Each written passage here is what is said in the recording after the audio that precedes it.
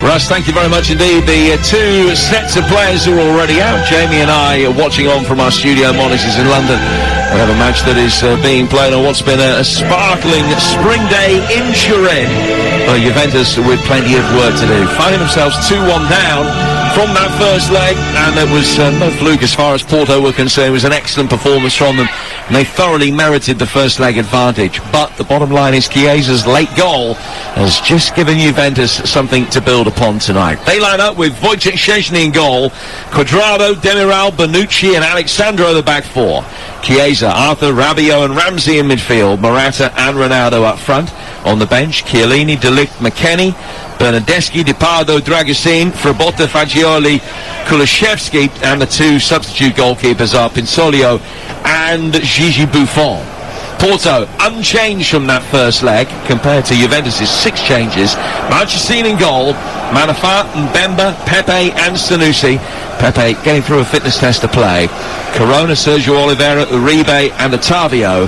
And Marega and Taremi, who scored the goals in the first leg, are the two up front. Lete, Loom, Luis Diaz, Grujic, Felipe Anderson, Tony Martinez, Evan Nilsson, Nanu, Sarr, Fabio Vieira, Conceição on the bench, along with the substitute goalkeeper Diogo Costa. Bjorn Kuipers from the Netherlands, who officiated the final back in 2014, is the man that takes charge of this one. It is intriguingly poised, Jamie O'Hara.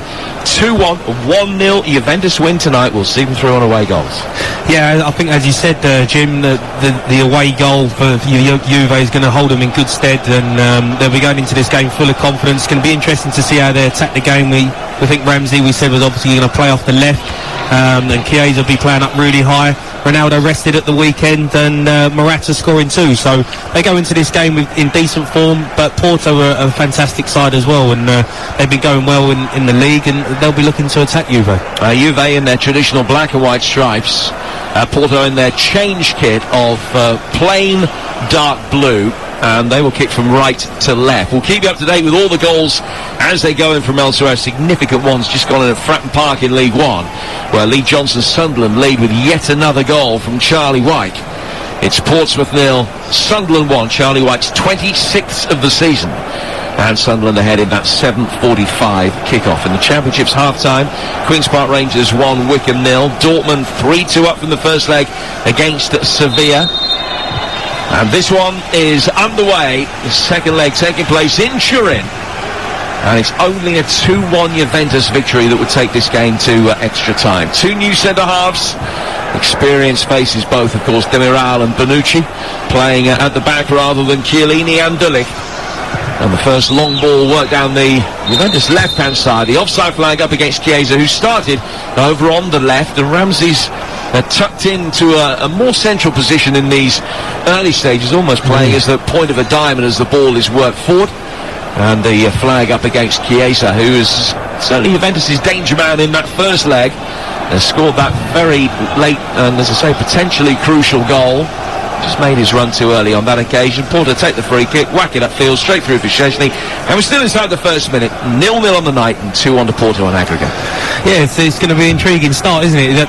See the old sort of 4-4-2 formations making a comeback, Jim, and it's something we've not seen for a while. And for Andrea Pirlo, this is massive that he gets through this game, because they've not been good in the Serie A this season. Third in the table at the moment when you've won the league each of the last 9 seasons. It does make it very difficult when you're only third and 7 points off the pace, which they are.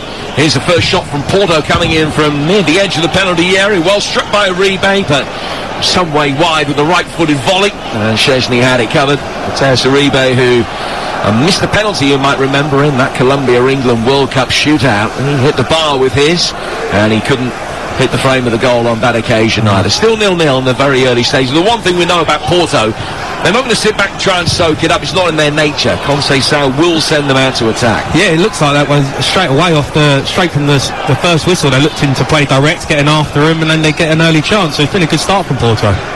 Here's Juan Cuadrado making his way forward up the Juventus right. And he's worked it back through the midfield, where he'll be picked up by Bonucci. Bonucci to his left-hand side for Alexandro, and then out towards the touchline. Cristiano Ronaldo supplying the width and trying to supply a potent ball inside the penalty area for the run of Chiesa. Seconds won in the midfield by Uribe, but then Juventus are in there and able to bring the ball down. And Arthur, back in the side after injury, does well. Turns it neatly out towards Cuadrado. Cuadrado, lovely shape on the ball in. What a header! And it's a brilliant save. It was Morata on the end of a fantastic delivery from Juan Cuadrado, and he powered a header, but he couldn't get it either side of the goalkeeper. Really should have scored. Marchesín sticking a hand up instinctively, able to beat it away. The Juve could have been a goal up in 3 minutes. Oh, what a ball that was as well, Jim. Cuadrado getting on the ball. It looks to me like the wide areas is going to be where they're going to make things happen. Juve looking to get it wide straight away, crosses in the box, and Morata there with a fantastic chance to put them 1-0 up. But what a save from the keeper. Just such a good shape on the ball, and there'll be an inquest amongst the Porto defenders the next time the ball goes out of play as to how they could have three running in at them, any of whom could have had a free header. It was Morata that it came to, but he was, as I say, unable to score. Man that has scored in the final of this competition in the past. In his first spell with Juve against Barcelona back in 2015. Here's Ramsey now hooking it inside the box. That one's headed away by Pepe, who's 38 now, very much a veteran. And it's cleared by Manafá, the right back, controlled it on the edge of the 6-yard box and gets it upfield. Good, really bright, positive start from Juventus. Should be back level on aggregate. It's still 0-0 on the night. Now a ball comes in from Chiesa, takes a couple of deflections, and it's easily knocked away by Otavio through the midfield. Yeah, 2-1 to Porto. They can't get out here, Porto, at the minute, can they? They're playing direct, but the ball keeps coming back. They're moving it well, Juve. They've really stamped their authority in the last couple of minutes. Cuadrado back for Frenchman Rabiot, now to Bonucci. Inside the centre circle, he plays it out towards Alexandro, who can bring it forward. Another ball inside the penalty area. Pepe able to sweep that one away. I think we know how Pirlo reckons that he can get at Porto, and it's ball inside the penalty area. Trying to turn this back line that is sitting pretty deep, but they've obviously identified Pepe potentially as the weak link. He's not fit. He is 38. He's got all the experience in the world, but maybe not the mobility he once had, and Juve are doing everything they can to capitalise on that. Yeah, they're moving the ball wide, getting into wide areas. First pass, can we get it out wide? Can we get crosses in the box? And you know, the fullbacks are playing so high up for Juve at the minute, and Porto, they can't figure out that sort of diamond formation that Juve are playing at the minute. It's bamboozled them a little bit here. But Porto, when they can turn over possession, might be able to make hay, and it's a good ball forward towards Marega, who just couldn't quite find his way past Szczęsny. Came out and did enough, and it's been given as a goal kick, although Marega thought that should have been a corner, the first of the night. He just outpaced Bonucci. Szczęsny flicked the ball into him, then bobbled off him and went out of play for what has correctly been given as a goal kick. Just in a replay of the Morata chance. He's got to score. He's got to score. I mean, he's 6 yards out, free header in, middle of the goal. You know, I know it was a strong, powerful header, but it's straight at the keeper, and, a striker of his sort of ability, head them down, head them low where the keeper can't get to them. It was a brilliant ball, and they should be 1-0 up, but it's been a decent start from them. Porto obviously look like they're going to play on a counter-attack, and I think they'll be looking to get at this Juve defence, sort of on that counter-attack and trying to get in behind them. The left-back Sanusi's made his way forward. Those are the thoughts of Jamie O'Hara. It's Juventus 0, Porto 0 on the night. 2-1 to Porto on aggregate. Sanusi's got to the bylines inside the penalty area. He's pulled it back, and it's a decent save from Szczęsny, and then it hits the bar from the follow-up. Well, the first effort came from Taremi. Szczęsny did well. He was going the wrong way, and he managed to adjust, get his balance right, flick it away. Came back for Taremi with a looping header, which went over the goalkeeper and hit the top of the crossbar and went over. Yeah, it's great work by Zaidu there, getting to the byline. And as I said, it looks like they're going to try and get behind this back four of Juve, get to the byline and pull things back. And they had a great opportunity there, and there's a good save by Szczęsny. You with TalkSport 2, it's 0-0. It could already be 1-1 on the night. An engaging, intriguing start to the game. 6.5 minutes gone. Jim Proudman and Jamie O'Hara talking through the action here on TalkSport 2. 0-0, second commentary game of the night. The first one ending all square in Lancashire between Blackburn Rovers and Swansea. And still QPR 1, Wycombe 0. The start of the second half at the Kian Prince Foundation Stadium. 7 minutes gone in this one. And Porto on the front foot, bring it forward. Whip ball inside the area from Sergio Oliveira. That one is cleared. Arthur can just bring it down in the midfield and turn neatly. I don't think I've seen so many crosses so early in a game, Jim. I mean, they've played 7 minutes, and I think I've seen 7 or 8 crosses already. You know, it's they've obviously looked at both of the back fours and the centre halves and thought, you know, we can get them behind these, and really both teams are targeting that and trying to get early crosses into the box. It's like watching the last 20 minutes of an FA Cup 5th round tie in 1982. That's the approach that both are going for at the moment. They're just without the 2-footed tackles. Yeah, don't worry, this didn't go to extra time. We're just and on a decent pitch as well. But it's just no thought really about defending. It's just get it forward at all costs. Yeah, and we'll see what happens. It's going to make for an intriguing game. Alexandro's got it now. Another cross comes inside the penalty area. That one not the best. Manifakan headed away. Another important goal coming in, this one in League 2. Newport 0, Bradford 1. As Ronaldo picks up the ball on the right-hand side, his first step over of the night. Ottavio trying to make life difficult for him, and he's won the free kick. He just got himself sandwiched between Ottavio and Uribe. And this is a free kick in a promising position. Yeah, he did buy it. Not much. Wasn't much in that, to be honest, but it's a free kick in a dangerous position now. And I'm surprised with the amount of crosses that are coming in. Ronaldo's actually found himself in wide areas, Jim, and that's normally what you're seeing from him now in sort of the latter years of his career, is him being in the 6-yard box. But it looks like Morata's the one who's taking up that space, and Ronaldo's just floating around. Well, Juan Cuadrado, former Chelsea man, standing over this free kick, which is very much right of centre. It's almost there with the right-hand edge of the penalty area, about 8 yards outside the box. Right-footed ball in. It took a little flick header which goes over the bar. It was Ramsey that came to meet it. Good movement from him, and he just swiveled the neck muscles, but he couldn't quite get it to come down and drift into the top left-hand corner. Yeah, they're normally the ones, Jim, that can cause problems. The one that look like you drop as a back four and you drop that back line, and then it comes a little bit short, and the late run from Ramsey is the one that, you know, you kind of glance at it and it ends up in the top corner, but he's just put a little bit too much on it and goes over the bar. But it's a decent run from Ramsey. Has played against Porto a couple of times in his career. Aaron Ramsey's lost them both, the first leg, and also in the Arsenal side went back in 2008, a defeat in Europe against Porto. 9.5 minutes gone tonight. It is 0-0. The big game at the top of League One. Peterborough down to 10 men after Ethan Hamilton was sent off, and they're 2-1 down now at home to Hull. And in League 2, leaders Cheltenham have just taken the lead at Field Mill. Mansfield 0, Cheltenham 1. Juve work the ball forward. Offside flag up against Chiesa. 10 very entertaining minutes behind us, but it is still 0-0 on the night, and the longer it stays 0-0, the more Porto fancy their chances. Yeah, definitely. It's good to see, though, the fact that they're not frightened to play them direct balls, trying to look to get it over the top. You know, players making runs, and you just don't see that. So when you watch Champions League football, Jim, I always find is the best players, the wingers and the inside forwards, just make them runs, them late runs. It makes your mind up for you as a midfielder. There's nothing better when a midfielder, you know, picks the ball up on the half turn and he's got a player making a run for him. Now Ottavio can do that in the midfield. Salisu with a footed ball works inside the penalty area. Hit Cuadrado and goes out of play. There's a throw that Sanusi takes quickly and then goes back out for another throw, which will be taken on the Porto left-hand side. 11 on the clock.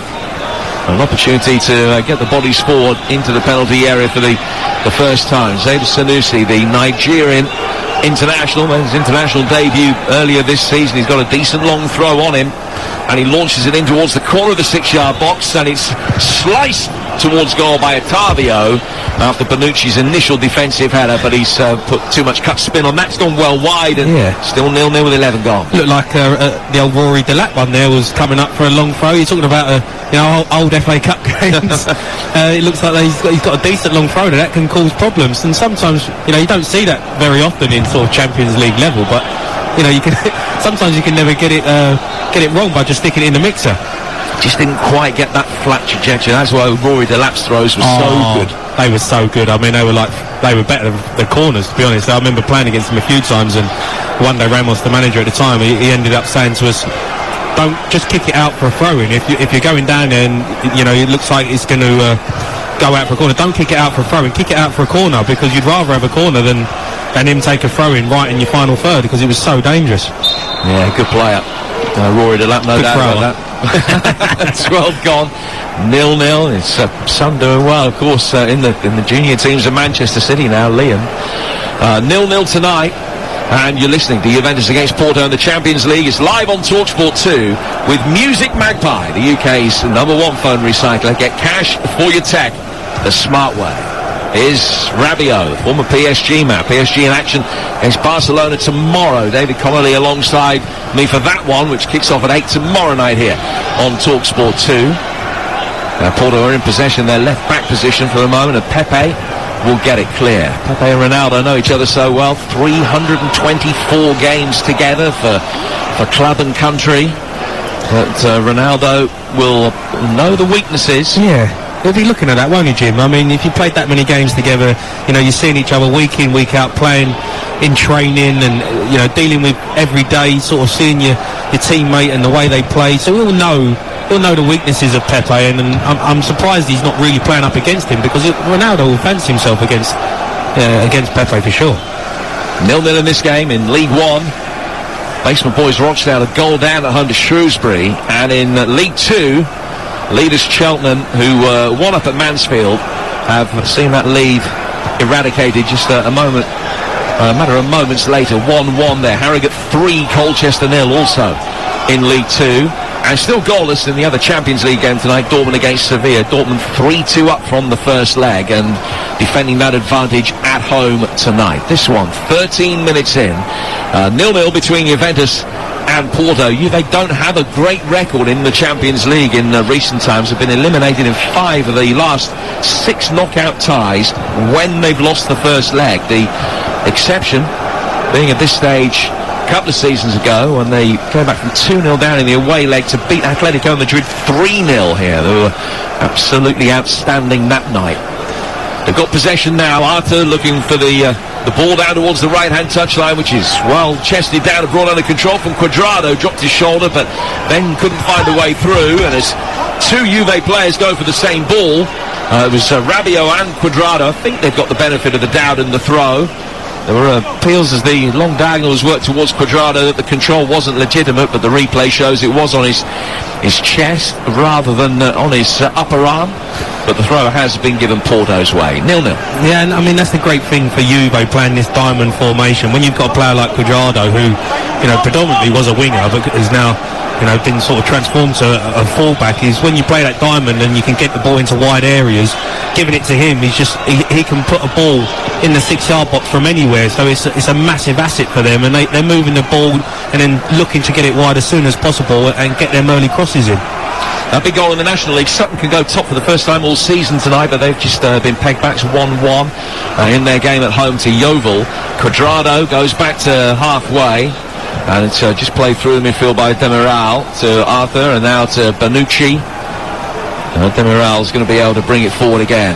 Close sent off against Barcelona in the group stage. The Turkish international, he sends a long ball forward, but it's just straight through into the hands of Marchesine, who's already made one absolutely outstanding save to deny Morata. And it is still 2-1 to Porto on aggregate here on TalkSport 2. These are the thoughts of Jamie O'Hara. Yeah, it's been a decent start for Juve. They should be 1-0 up, but I think Porto will be very happy with this. They go into 15 minutes into the game, 0-0 and leading the game on aggregate, and they'll be happy with how they started. Morata just shepherding the ball down towards Ramsey, who crops up on the right-hand side now, almost at the corner of the penalty area. Cuadrado with a crossfield ball, which wasn't the best. It was cut out by Marega, and then goes back out of play for a throw which will be taken on the Juve right. But that was another illustration. Cuadrado picked it up and tried to send it cross-field, and they got Marega, who's the furthest advanced of the Porto players, and he's 20 yards inside his own half. Yeah, they're playing very deep. I mean, they're playing that low block, looking to sit and sort of hit the Juve on the counter-attack, but they're having good possession here, Juve, and I always find it's very hard to keep a team out for a long time when you're constantly having to defend. Ramsey's got it. Ramsey into the feet of Morata. Just try to adjust his feet and flick it on towards Chiesa. Chiesa then shoves Ramsey to the ground, who turns and looks at the referee with hands outstretched. Didn't know who put him there. It was his teammate as it happened. Just a collision between the pair of them. Porto looking to try and break. They have it on the right-hand side. It's a decent ball worked down the channels in towards Terrain inside the area. He's got a penalty. Well, it was played into him back to goal. And the challenge came in, and Bjorn Kuipers had the perfect view, and he just gave himself a little bit of thinking time, but he judged that Demiral fouled him as he moved his right leg across the body of Taremi, and Porto have a penalty. Yeah, he's been very clever there, Taremi. He knew that Demiral was going to come and try and nick that off him and try and put his body in front of him, but Taremi's used his body well, got there first, and then he's just had a touch and he's had to bring him down. It's a definite penalty, and it's clever forward play, that proper centre-forward play to win a foul inside the box. A great chance for Porto here now. Well, the Iranian international scored a second-minute goal in the first leg. In fact, they struck inside the first 65 seconds of each half in that first leg. And they've got an opportunity now, Porto, to take a 3-1 aggregate lead. In many ways, this could be the biggest moment of the tie. Szczęsny bombing up and down on his line, just in discussion with the Dutch referee. But it's a big opportunity. Sergio Oliveira scored 9 penalties this season. Chance to make it 10. Right-footed long run-up, sends Szczęsny the wrong way. It's a huge moment for Porto. They can cancel out Juventus' away goal. They lead 1-0 on the night. 3-1 up on aggregate, and Juventus have it all to do. I mean, what a moment that is for Porto. It's a massive goal, and as I said, great play from Taremi there to make the Morale come in and make a stupid foul in his own box, but he's been very clever. And you know, Juve with all the possession, with all the crosses, and Porto nick it, hit them on the counter-attack, get it out wide, you know, and then a pull back into the box and get the penalty and go 1-0 up. It's absolutely perfect away start for them. Really well taken penalty as well. He just gave Szczęsny the eyes and then dragged his foot across the ball into the bottom left-hand corner. Sergio Oliveira's 16th goal of the season. As I say, 10 of those have been penalties. Well, he's scored in 3 successive group games. Now has 4 in the competition this season. A 19th minute lead for Porto. Juve 0, Porto 1, 3-1 on aggregate.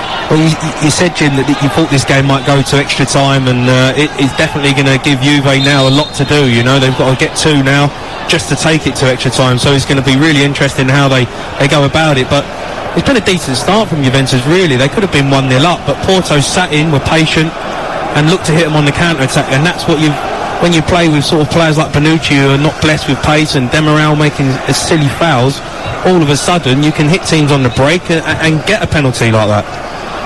Well, Porto have lost their last 5 Champions League ties in Italy. That's a run that goes way back to 1996 with a victory against AC Milan, but they lead in this one. And they know that they've got that little bit of insurance now. They can concede and still go through. They're playing 6 at the back now, Porto. It's 6 at the back when they got possession and 26 when they haven't. Marchesín, his save even more important now, you could argue. He's got the ball at his feet, and Ronaldo just looks to the heavens. And the ball is bowled out down towards Pepe on the left-hand side. He just worked himself into a wider position, the centre-half. Turned round the corner, and the counter-attack could be on again, but Taremi chasing after it. Demiral got there first and got there cleanly this time. Guides it back for Szczęsny, who clears out towards Arthur on the left. He can't keep it in, and it goes out for a throw, which will be taken by Porto, who are goal up on the night, 3-1 up on aggregate. You can see why Juve have struggled in the league this season, because defensively they look like they're very open, look like they're easy to get at. You know, they've got world-class players up front, but the back four just looks really shaky, looks really open, and Porto, every time they go to break and hit them on the counter, they look like they're going to get in. There's a reshuffled back four. There's no doubting the experience and quality of Bonucci, and Demiral, who has played 19 games for Turkey, knows what it's about as well. He's the least experienced, I guess, of the 4 regular centre-halves that Pirlo can call upon. But Chiellini's experience and De Ligt as an emerging talent coming through.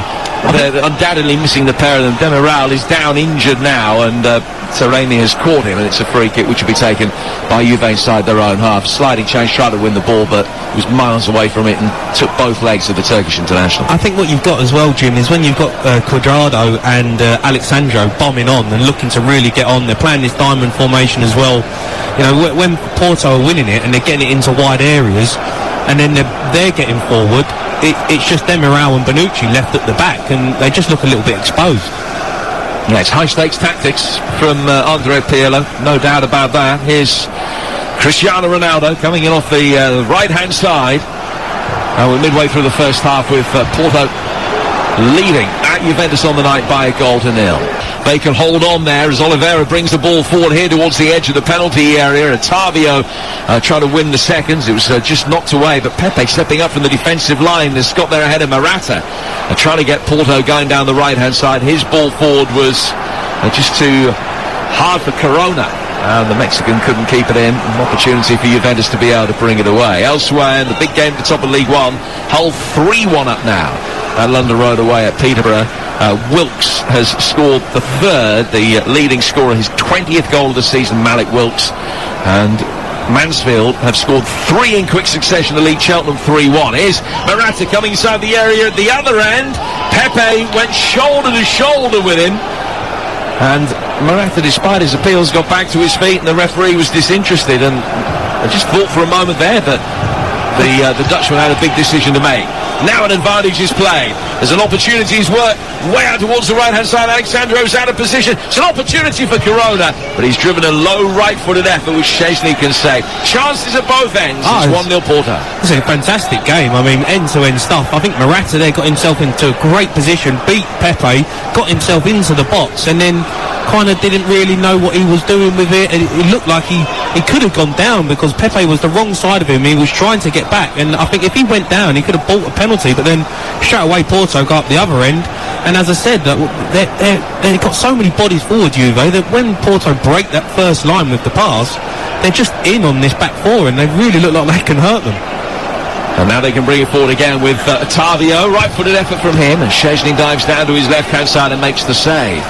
Juve dominating the possession, but it's Porto that are having the better chances, and I suppose that's a byproduct really of the fact that Juventus are having already to gamble to try and score these 2 unanswered goals from this point, just to take it to extra time, and Porto able to pick them off on the counter and force decent opportunities. Yeah, I think that's definitely what you're seeing is Juve all of a sudden they're getting sort of impatient, thinking we need to get back into this game quickly, and Porto now starting to control the tempo. And what's happening? Oh, he skinned him. Right, it's good play, good ball inside the penalty area, taken on by Corona, who will check and try and get the better of Demiral's having a tough night. Little left-footed ball chipped all the way through the penalty area. Taremi brings it down, right-footed ball in then from Malafar. An awkward clearance from Demiral, left-footed effort, screaming towards the top left-hand corner. Really well struck from Sanusi, but it cleared the junction of post and bar by about a foot. Yeah, I mean, he's playing very well. I mean, he's got Ramsey, he's got him all over the place. Cuadrado, he's beating him every time he stands him up 1v1. He knows he's got the beating of him. Cuadrado isn't, he isn't a right-back, he isn't a defender. He's great going forward, but defensively he's very suspect, and as soon as he can get the ball and get at him, he's really causing them problems. 8 attempts to 2 in Porto's favour inside the opening 26 minutes. The game plan really has been executed to perfection from Sergio Conceição's man, a man who himself had experience of lifting European silverware as a player. He won the Cup Winners' Cup under Sven Göran Eriksson with Lazio at the back end of the 90s. And his son is on the bench for Porto. He's only 18 and they've got very high hopes for him. Here's Cuadrado now in possession. It's 1-0 to Porto. 3-1 they lead on aggregate. High ball inside the penalty area. Morata from a tight angle, and Marchesín has done well again. Ronaldo straight away looked up to the heavens. He wanted the ball played back. Ramsey had been in a good position as well, but Morata went for the near post shot and the goalkeeper could make the save. Yeah, it's another fantastic ball from Cuadrado, deep to the back post. I think he's done fantastically well to bring it down on his chest. He's one-on-one with the keeper. He's not going to pass that there. He's going to take that shot on, and the keeper's done very well, made himself big, and that's 2 massive saves he's already made in this first half. Porto leading by a 1-0. Game taking place in Turin. Jamie O'Hara and myself, Jim Proudfoot, watching on from our studio monitors in London. As the corner comes in, it's easily headed away by Taremi at the near post. As brought down by Cuadrado, who will lay it back to Alexandro. Cuadrado again coming in off the left flank. Right-footed ball clipped inside the box. It was a tactic that Juve were employing a multitude of occasions inside the opening 10 minutes, but we haven't seen too many deliveries from out wide since then, as Porto have got more of a stranglehold in the game and have been able to cut off the supply. Szczęsny's long ball forward here. Good header away again by the left back Sanusi, brought down by Pepe in the midfield, and it comes through the centre before Alexandro can just knock it away, and then Cuadrado drifting out to the left flank this time is off balance as he tried to help it on towards Ronaldo. Yeah, he's looking frustrated, Ronaldo, isn't he? He's trying to get into good positions, he's not getting the ball, he's kind of all over the place. He's going left, he's going right, he's going centre, and it's just not, the ball's just not coming to him at the minute, and you can see all of a sudden he's looking frustrated at his teammates. 6 goals in his last 6 Champions League games, Cristiano Ronaldo. 134 Champions League goals in his career, which just it draws a wry shake of your head. Yeah, I mean, when you look at the stats that the man's put up, you have to say he's one of the best ever, and to be doing it at 35 as well at the top level, to keep doing it, his physical performances, the way he keeps himself in such great condition, he's just the ultimate professional and an absolute credit to the game. We're lucky to have him. It is tonight his 1054th game for club and country as well, which just doesn't bear thinking about. It makes my legs tired just reading that out. Yeah. Here's an opportunity for Porto to bring it forward with Sanusi.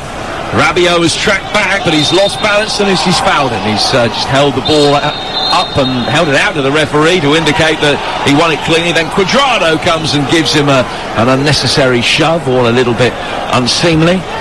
Will be a free kick which will be taken by Juve inside their own half. A couple of quick goals for Bristol Rovers. They're 4 up now at home to Accrington, and Charlton lead Northampton by 1-0 in League One. I'll run through all the scores for you in a moment.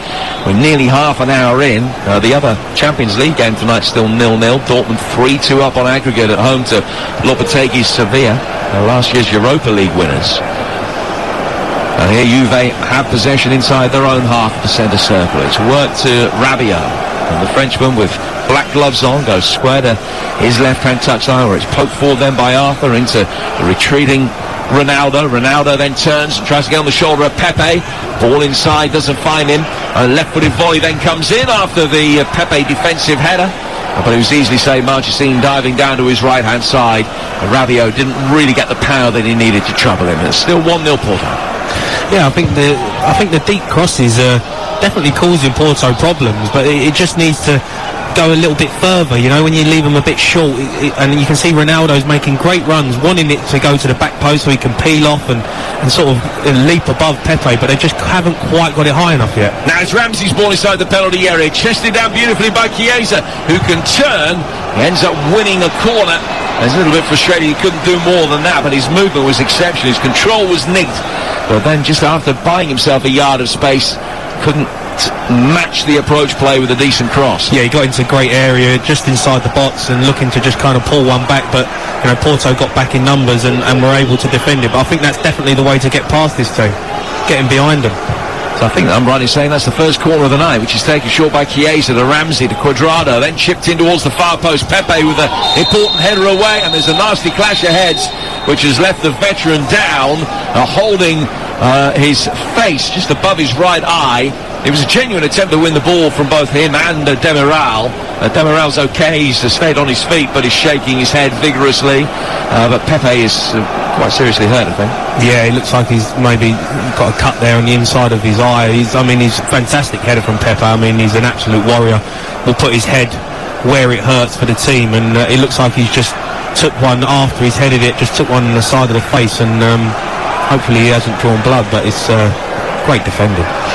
In League One, Wimbledon 0, Burton 1, Bristol Rovers 4, Accrington 0, Charlton 1, Northampton 0, Crewe 1, Doncaster 0, Ipswich have just equalised at home to Lincoln 1 apiece, Blackpool lead at MK Dons 1-0, 10-man Peterborough 3-1 down at home to Hull, Wigan 2 up at Plymouth, Shrewsbury 2-0 up at Rochdale, Oxford lead 1-0 at Swindon in the local derby, Fleetwood 1, Gillingham 0 in first half stoppage time, all the others with about 15-18 minutes to go, and also in first half stoppage time at Fratton Park, Portsmouth 0 to Sunderland 1 with Charlie White's goal.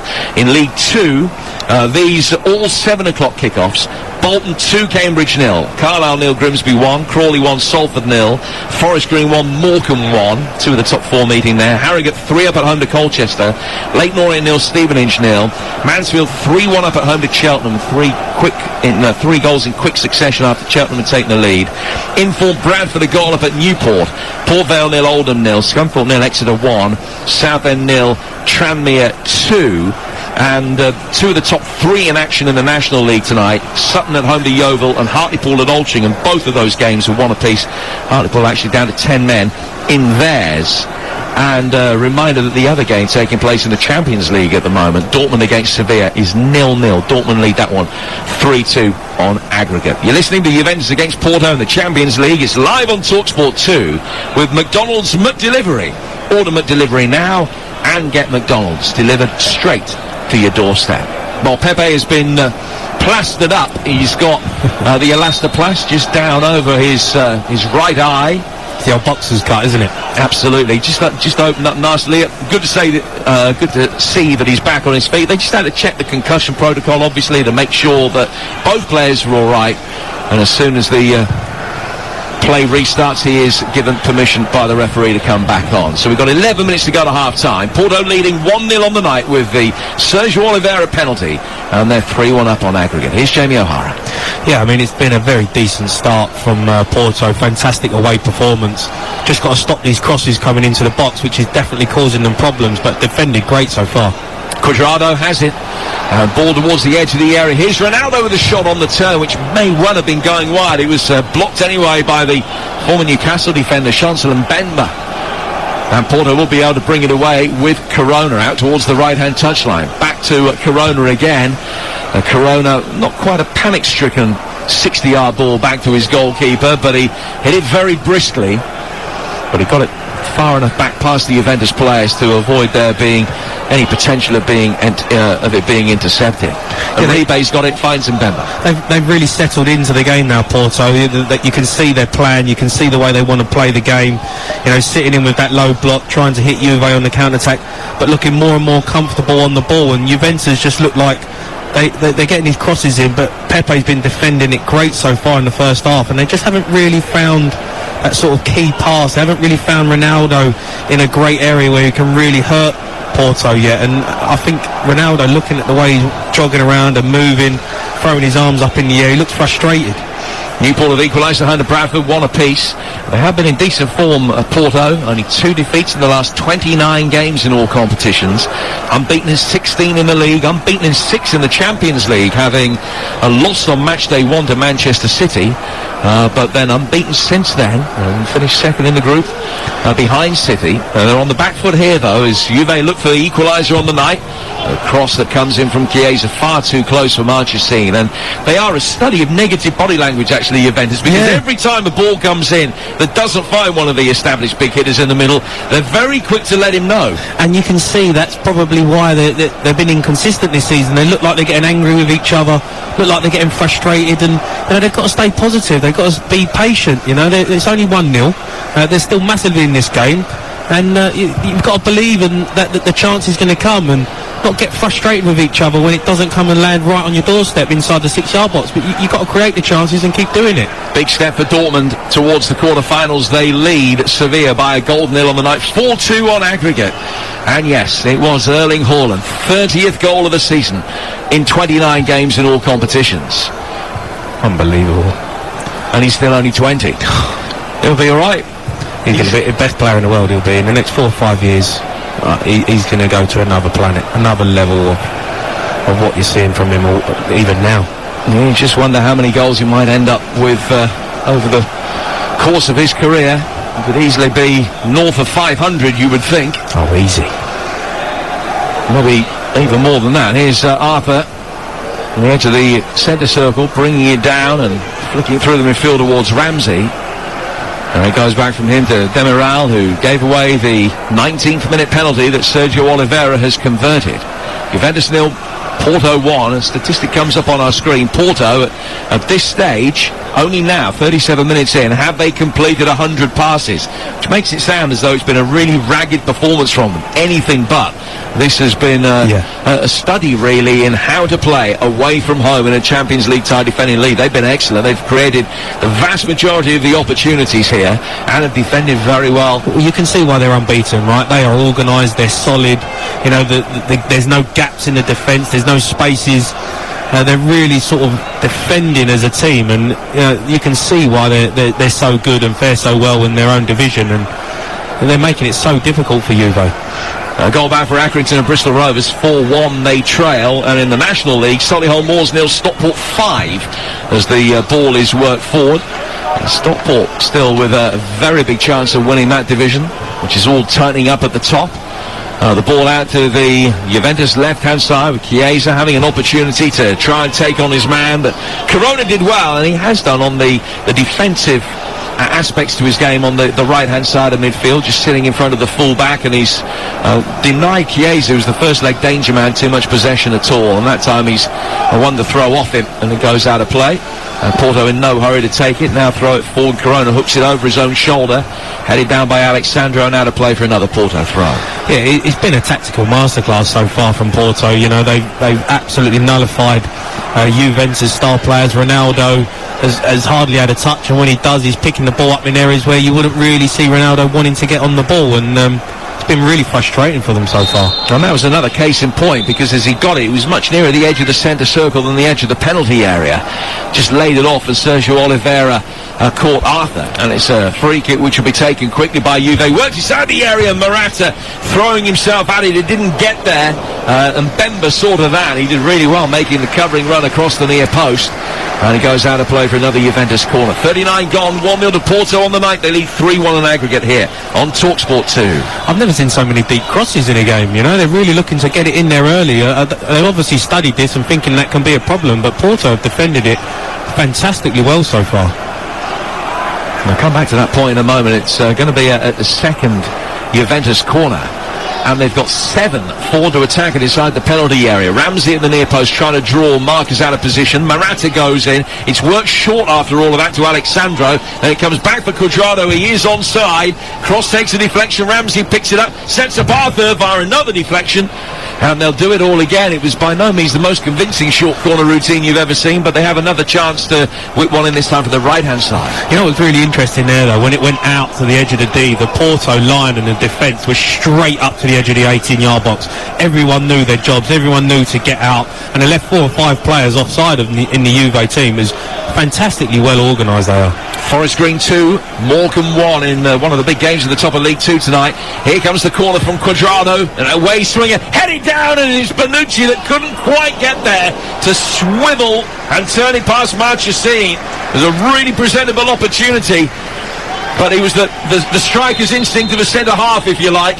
He just didn't quite have the speed of thought to be able to react after Ronaldo headed it into his path. Yeah, that's where you want Ronaldo on the end of that, and someone nodding it down to him, because he's got the striker's instinct to get there before the keeper. But it was the kind of the pull-back header and dropped into the 6-yard box. He might have been offside, to be honest, and that's what I've been really impressed with this Porto side, and it's the new way of defending. If you've noticed, a lot of teams don't have players on the post now, on the back post, because they know as soon as that ball comes in, they're up and they're defending the sort of 6-yard box, because they know they can catch players offside, but they can rely on VAR to make sure that they get it right.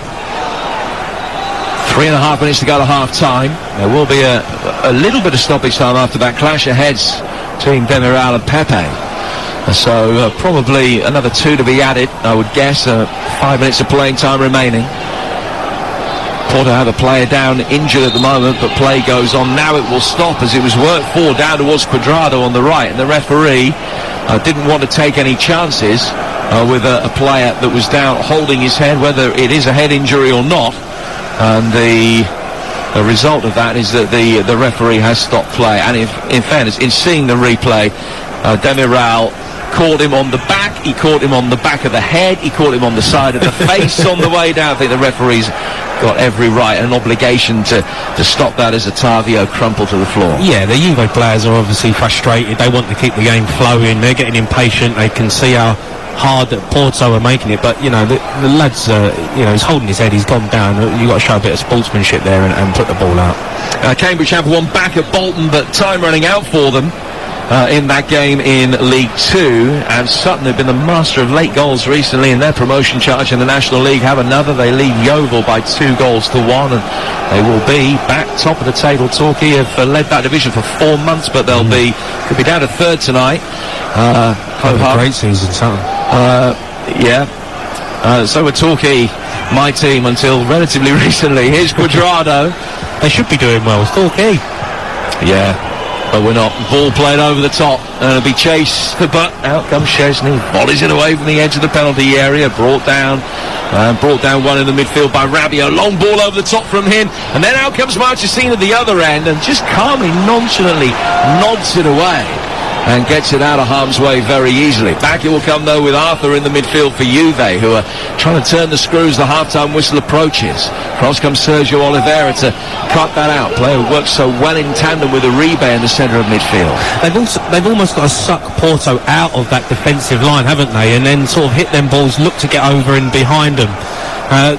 It sounds funny, but Juve need a kind of a Pirlo in midfield, you know, that player who's going to pick the ball up deep and can hit them balls in behind the Porto defence, because what they're doing, they're playing this low block and they're finding it so hard to get behind them, but when they do, that's when they look dangerous.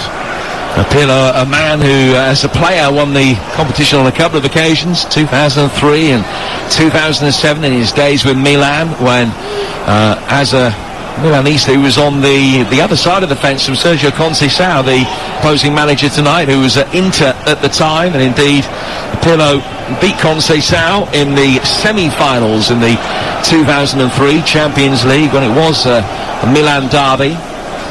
Tonight, Juventus 0, Porto 1, as the two come into opposition again, and here's Rabiot bringing it forward for Juventus, down towards Cuadrado, coming in off the right flank.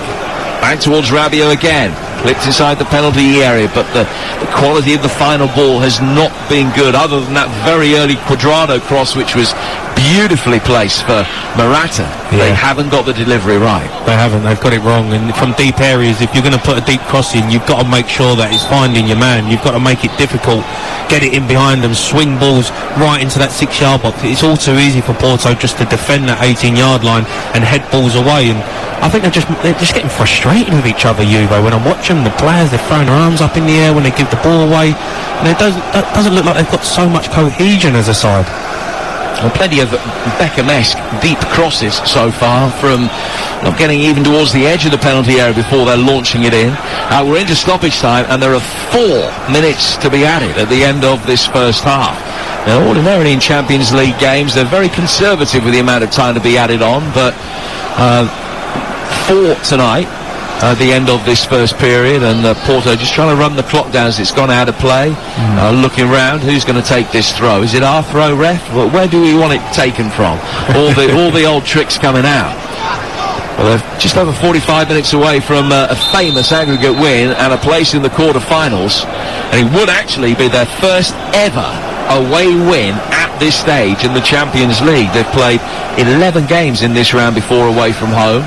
Drawn 4, lost 7, and haven't won any of them. Draw, of course, good enough for them tonight, and they got a free kick now as Manafat is bumped to the ground by Chiesa, and it's a chance for the centre-halves to come for Pepe and Mbemba, both making their ways into positions around the edge of the penalty area. Yeah, this is almost the perfect time to score.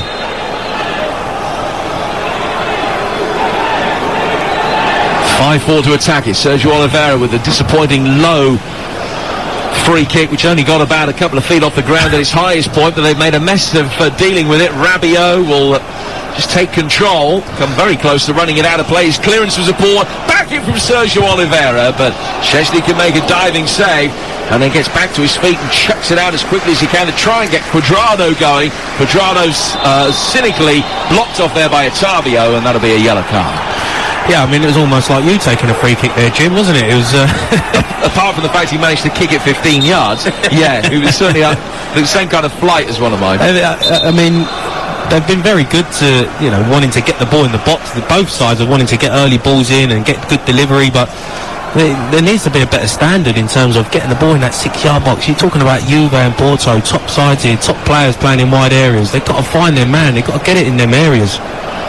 Oxford 2 up at Swindon and Charlton 2 up at Under Northampton in League 1 as those games come towards their conclusion. And Exeter lead 2-0 at Scunthorpe in League 2 as they try and get back into the playoff positions. Juventus have a corner, which is their 4th of this first half. 90 seconds of stoppage time left in this first period. Juve try and get themselves back onto level terms here on TalkSport 2. Jim Proudfoot and Jamie O'Hara talking through the action. 1-0 to Porto on the night. Quadrado with the corner, headed away well by Marega. Arthur picking up the seconds, sweeps it behind him. Alexandro runs round it to be able to bring it under control. His left-footed ball flicked inside the box. Pepe there ahead of Morata, who'd made a run gambling it was going to be flicked on. Porto again able to deal with everything very effectively. And in the end, Arthur has to volley it all the way back to his goalkeeper to try and build from the back. I'm so surprised that they're hitting so many balls from deep, because when you've got a player like Pepe, it's almost bread and butter for him. This is, it's been a masterclass in heading from Pepe. He anticipates danger, so when you're putting in deep crosses and it's not right into that 6-yard box, it's easy for him to defend. What they haven't been able to do, conversely, is run it, the 38-year-old centre-half. Yeah, and that's exactly what they need to do second half, is, they need to create space in behind by sucking them out of this 18-yard line, that they're easy, because it's all too easy for Porto at the minute. Ramsey's chip one on. Morata couldn't make anything happen with it. Out comes Marchesine and makes the save. And by the time he's kicked it upfield, we may well hear the half-time whistle. And he's bowled it out more quickly than perhaps you would have anticipated, but Porto can bring it towards halfway and then turn and will go back for their goalkeeper. And that is the last touch of an entertaining first half. Marchesine with a stunning save in the very early stages denied Morata and denied Juventus the goal that would have tied it up on aggregate. Porto then taking the lead themselves on the night with a Sergio Oliveira penalty after Demiral had fouled Taremi. Porto have been excellent. Juventus devoid of ideas for all the possession they've had. Haven't really created too many opportunities. And the half-time score is Juventus 0, Porto 1. Russ, thank you very much indeed. And first of all, as the two teams walk back out, news of an early goal at Fratton Park in the second half. Portsmouth 0, Sunderland 2. They've played about an hour in that game, in fact. Jordan Jones has just doubled the lead. Charlie White got the first. Portsmouth 0, Sunderland 2. Sunderland on the charge. Porto, all they have to do is keep a clean sheet from here, and they are through to the Champions League quarter-finals against the team who, like Porto themselves, have won the competition on a couple of occasions in the past. Hard to think, with all the success that Juve have had domestically, that they haven't lifted this competition for 25 years. They've lost a couple of finals in the last decade, beaten by Barca in 2015, by Real Madrid in 2017. But they've got plenty of work to do if they're even going to be able to make it through to the quarter-finals. They find themselves 3-1 down in aggregate. The away goal count is level, so if Juventus can score a couple of unanswered goals in this second half, then we're going to extra time. If they can score 3 or more unanswered goals, then they are going through. But if Porto score again, then Juventus need 4. And I would suggest that simply isn't going to happen. Porto have only conceded 4 goals in their 7 European ties so far this season. 3 of them coming at Manchester City. We're back underway. No changes in personnel ahead of this second half. Porto sending the first long ball forward. He goes straight out of play for a goal kick that will be taken by the former Arsenal man Wojciech Szczesny. It is Juventus 0, Porto 1 on the night. 3-1 to Porto on aggregate. And alongside me, Jamie O'Hara. Yeah, it's going to be an intriguing second half, this, Jim, because they need to try and not get frustrated too early on, Juve. You can score 2 goals very quickly, and whether you score them in the 90th and the 93rd, it doesn't matter. You don't get too frustrated if it doesn't happen straight away. They need to keep moving the ball. I just feel like they need to get this Porto side playing further up the pitch, because in the first half there was just defending the 18-yard box, hitting Juve on the counter-attack, and it was all too easy. And you got to try and suck them out so you can find the spaces in behind. Erling Haaland has scored again, his second of the night. 31 goals now in 29 games this season. And Dortmund leads Sevilla by 2 goals to 0. They're 5-2 up on aggregate, and they are going through to the Champions League quarter-finals. And their forms have been a little bit patchy in the Bundesliga. You'd want to avoid them, I think. Oh, yeah. I mean, with a player like him, he can just do miracles on his own. He's definitely not a a player you want to be playing against in the latter stages of the Champions League, that's for sure. PSG against Barcelona coming up tomorrow. David Connolly alongside me for that. Let me also signpost 3 games coming your way on Thursday. We're at Old Trafford for Manchester United against Milan in the Europa League. That's over on Talk Sport. And here on Talk Sport 2, a double bill. Slavia Prague, Rangers and Olympiacos, Arsenal. Got them both covered for you. And the Manchester United game kicks off at 5 to 6, as does the Rangers match. Arsenal is an 8 o'clock start. And then Friday night's Blackburn-Brentford. Exclusive here on Talk Sport 2. Steve Hollisall and Neil Redford at Ewood Park on Friday. The here and now is Juventus 0, Porto 1. Jamie and myself, Jim Proudfoot, watching the pictures on our monitors here in London with Cuadrado in possession, right-hand side of the penalty area. Can't find a way through, but Rabiot's got it. And under pressure from Ottavio, he can just lay it back towards Bonucci. The Juventus captain is on the edge of his own centre circle. Play for by him for Arthur. To his left is Alexandro, now to Chiesa, one stop further down the line. He just trying to roll it down for Ronaldo's run down the inside left channel, but it was cut out and out of play for a throw. You can see already Ronaldo, he gets so frustrated with his team when he doesn't get the ball in the right area. And you know, it's the same again from Porto, defending the 18-yard box, this low block. And Juve have really got to work hard to try and break this down. I feel like Ramsey just needs to find himself in better pockets, get himself on the half turn, just in behind that midfield, so he can get it on the half turn and feed someone in and put someone into the spaces. He loves making late runs, Aaron Ramsey, but he's not one of them players who plays in that number 10 position and really looks to get on the ball. Now that second Erling Haaland goal, incidentally, has been disallowed by the VAR. They had a long look at it for a good couple of minutes or so, but it has been chalked off, so it remains 1-0 to Dortmund on the night. Here, Juventus. Chiesa! Brilliantly set up by Ronaldo, just cushioned it into his path, and Chiesa opened up the body and steered it into the top right-hand corner. Well, he scored a big goal in Porto 3 weeks ago, and he's got an even bigger one in Turin tonight. Juventus 1, Porto 1, and that's one of the 2 they need in this second half. Yeah, and it's a fantastic run from Ronaldo, and it's the first time I said getting in behind the back 4 of Porto, and Ronaldo makes a brilliant run, and Bonucci picks him out with perfection. A little touch there, and Chiesa buries it into the top corner. I mean, maybe VAR might look at this though, Jim, as offside. Ronaldo was right in line with that, with the run. It'll be interesting to see if he's beaten that offside trap. It was a brilliant ball from Bonucci. It's the first time that they've looked to actually get behind him. Well finished by Chiesa for what would be his 11th goal of the season, if it stands, and it is at the moment still an if. They're just waiting to see exactly what happens. It's been given, but we haven't seen a replay that will tell you how tight it was. It looked really tight, but it has been given. It is 1-1 and 3-2 to Porto on the night. 3-2 to Porto, I beg your pardon, on aggregate. 1-1 on the night. So, Juve score another. We're going to extra time. And Porto might just have to be a little bit more proactive now. Yeah, it's exactly what Juve wanted, isn't it? You know, 49 minutes gone, they get back in the game, and all of a sudden now the game opens up.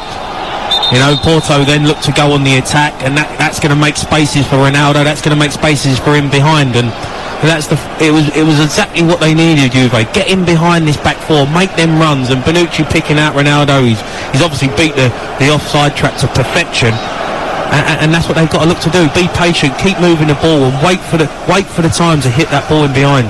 Meanwhile, in that game in Dortmund, Haaland's goal was disallowed for a foul in the build-up. They then won a penalty, and Haaland's missed it. So it's still 1-0 on the night. It's not the best start of the second half.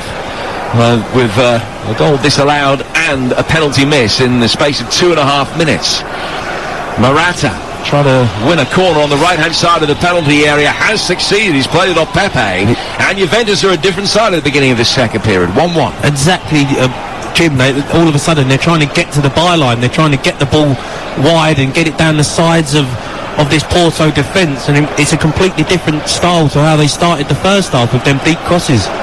In comes the corner. It's flicked on dangerously, but Pepe can steer it away. Arthur picks it up. 6 yards outside the penalty area. Right-footed ball curved in. Headed away by Chancellor Mbemba. And then brought down after a foul by Taremi. Out he comes. Ramsey with the header, which was straight at the goalkeeper. But it's been a really good start of the second half. Chiesa ended up on the deck. He wanted a decision to go his way. And it's just getting a little bit feisty as well now.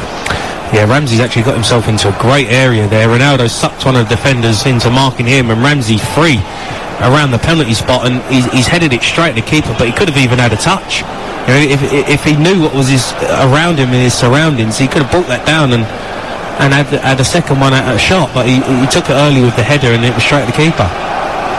Meanwhile in Dortmund, he scored because the penalty had to be retaken. Okay. Because Bono was off his line. Well.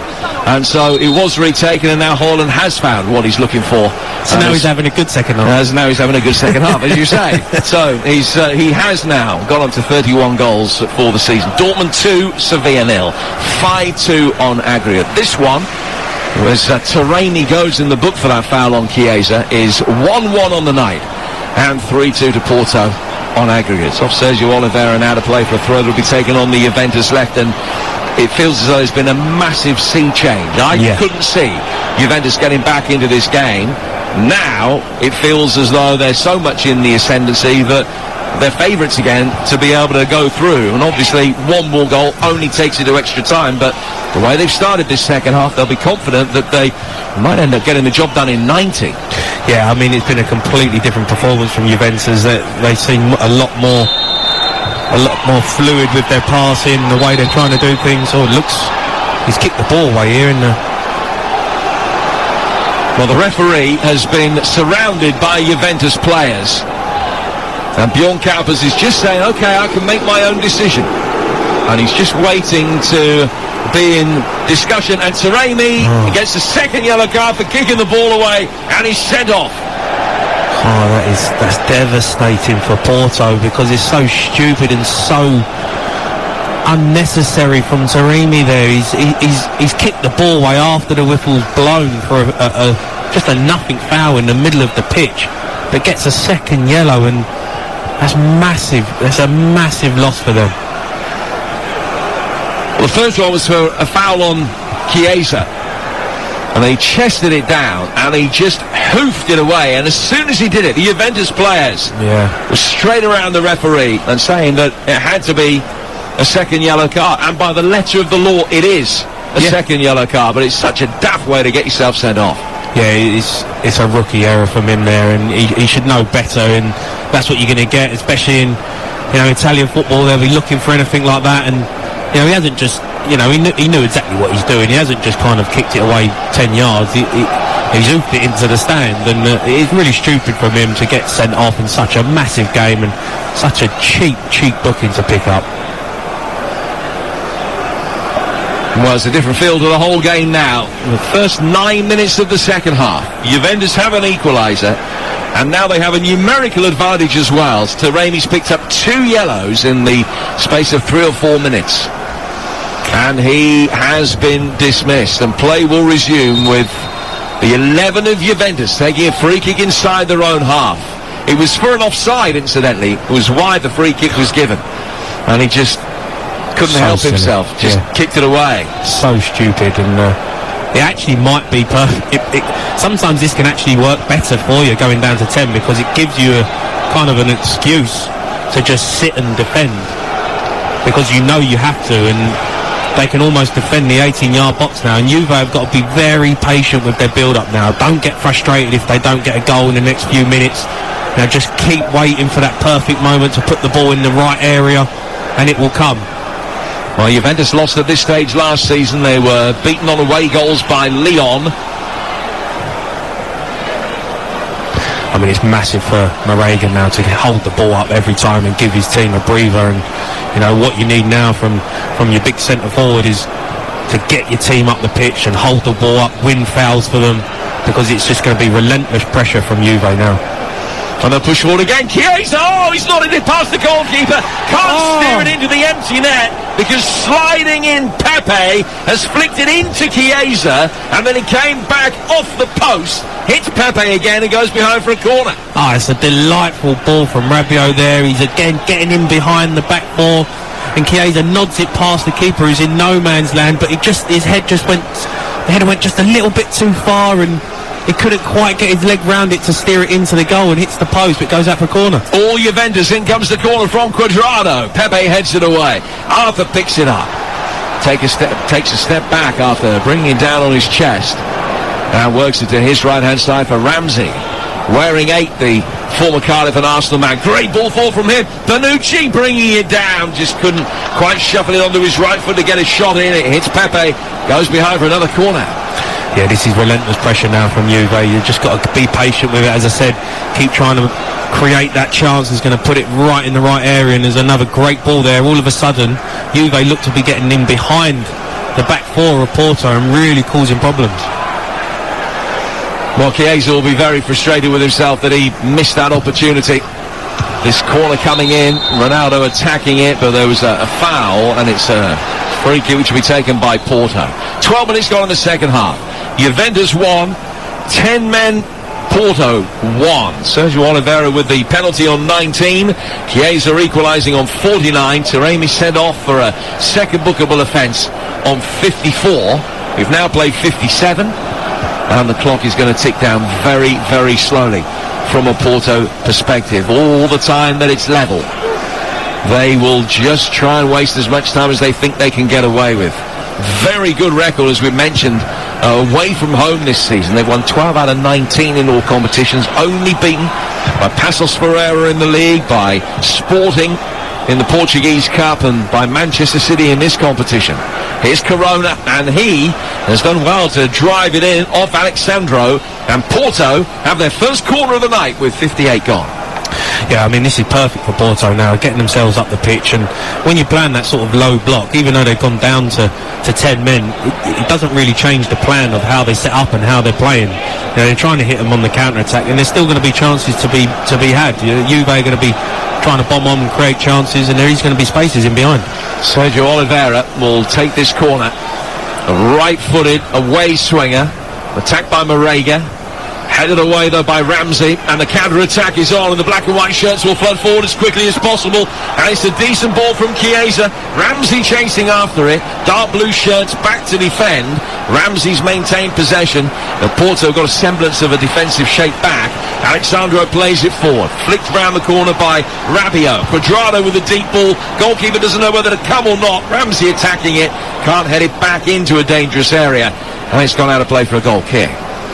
Yeah, that's the one there when obviously Porto are getting themselves up the pitch for a corner, trying to get the second, and then it drops down into a great area, and Juve can hit you on the counter-attack. I actually think they played the wrong pass. You give it to Ramsey, who was out on the right, but Ronaldo was on the left, and I think if I'm a midfielder and I'm picking the ball up and I'm streaming forward, there's only one person I'm looking to give the ball to, and that's Ronaldo.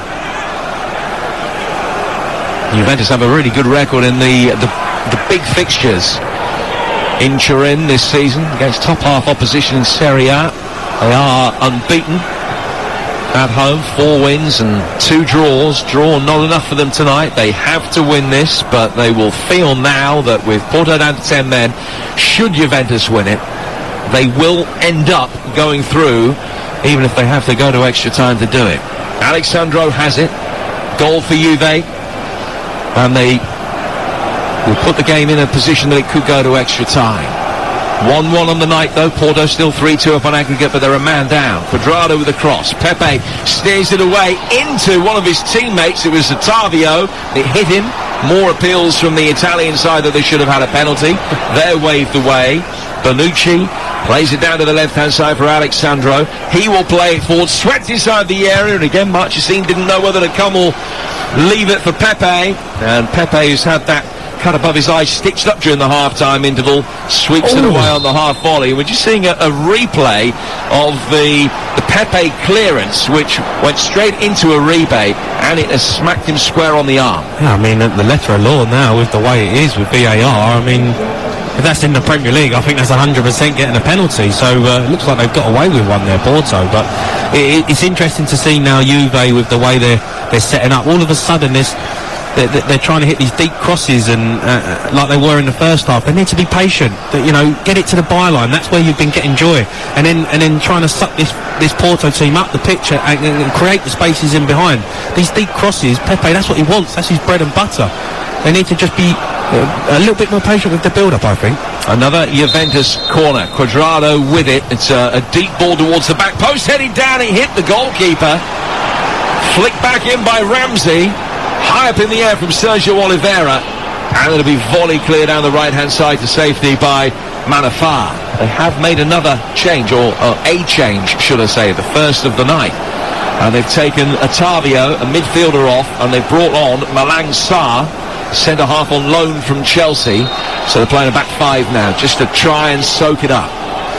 Yeah, I mean, that's probably the perfect decision, really, because Juve are looking to get the ball in the box. They're looking to get Morata and Ronaldo in and around that 6-yard box, and putting another defender in there is going to just make it even tougher. Here's Cuadrado, right-footed ball swept in, heading towards goal, and in from Chiesa! Well, you can have all the centre-halves on the field you want, but if you don't bother defending a deep cross, there's no point. It's attacked by Chiesa at the far post. Flying header that's only tipped into the net by Marchesine. And Juventus have got the 2 goals they needed in this second half in the first 17 minutes. And it's there to be won now. Juventus 2, 10-man Porto 1, 3-3 on aggregate. Well, I mean, what a fantastic ball from Cuadrado there. I mean, that is what he's on the pitch for, having a winger at right back who can deliver a ball like that. First one that gets right in behind this sort of, back five now, and the defender who's just come on the pitch loses his man to Chiesa, and he gets in and scores. It's a brilliant header as well. 2 goals for Chiesa, 3 in the tie for him. Now the winger on loan from Fiorentina has had a major impact. They're checking the goal, of course, and it's just about the positioning for an offside. Now Morata, had the ball gone to him, would have been in an offside position. Yes. But Chiesa, I think, is okay, having only seen one replay of it, but it must be close because the restart has been delayed. But it counts, and Chiesa has his second goal. Juve 2, Porto 1. If it stays this way, we're going to extra time. You know, sometimes, Jim, when you go to a free at the back and you put another defender in there, it can actually make it more difficult, because Pepe has been defending so well, and they've been having their man, they know who their man is, and then all of a sudden you put another body in there, and you can get caught in between, and you can get done. And it looks like that's what's happened. They didn't quite know who was building up, who was meant to be marking who. Chiesa sweeping inside the penalty area, and that's comfortably claimed by Marchesine, who comes out and catches it. Well, Porto's record of never having one away at this stage of the Champions League seems destined to continue. They really are hanging on now. Cuadrado's ball in towards Morata. He's fouled by Pepe, and as soon as Morata went to ground, Pepe knew that a free kick was going to be given against him, but he has reenacted, for the referee's benefit, exactly what happened by throwing one shoulder up in the air and then the other, just to show to the referee that Morata has gone to ground decidedly easily. Free kick to Juve. It is about 15 yards outside the penalty area. Level with the right-hand side of the box. Not quite level with the right-hand side of the box, actually. More infield than that. They've got a line of 4, Juve. No, it's a one-man wall, isn't it? Manafar is the player that has been asked to stand where the spray has been put. Cuadrado stands over it. Juve push Ronaldo forward now, so they've got 5 to attack this. And I think Rabiot, I beg your pardon, is going to come in towards that area as well. So, can Cuadrado get the delivery right this time? No, he can't. Pepe goes up for its headed away easily. It might have been Marega that got the last touch, and it's whacked upfield by Porto, just getting it out of harm's way.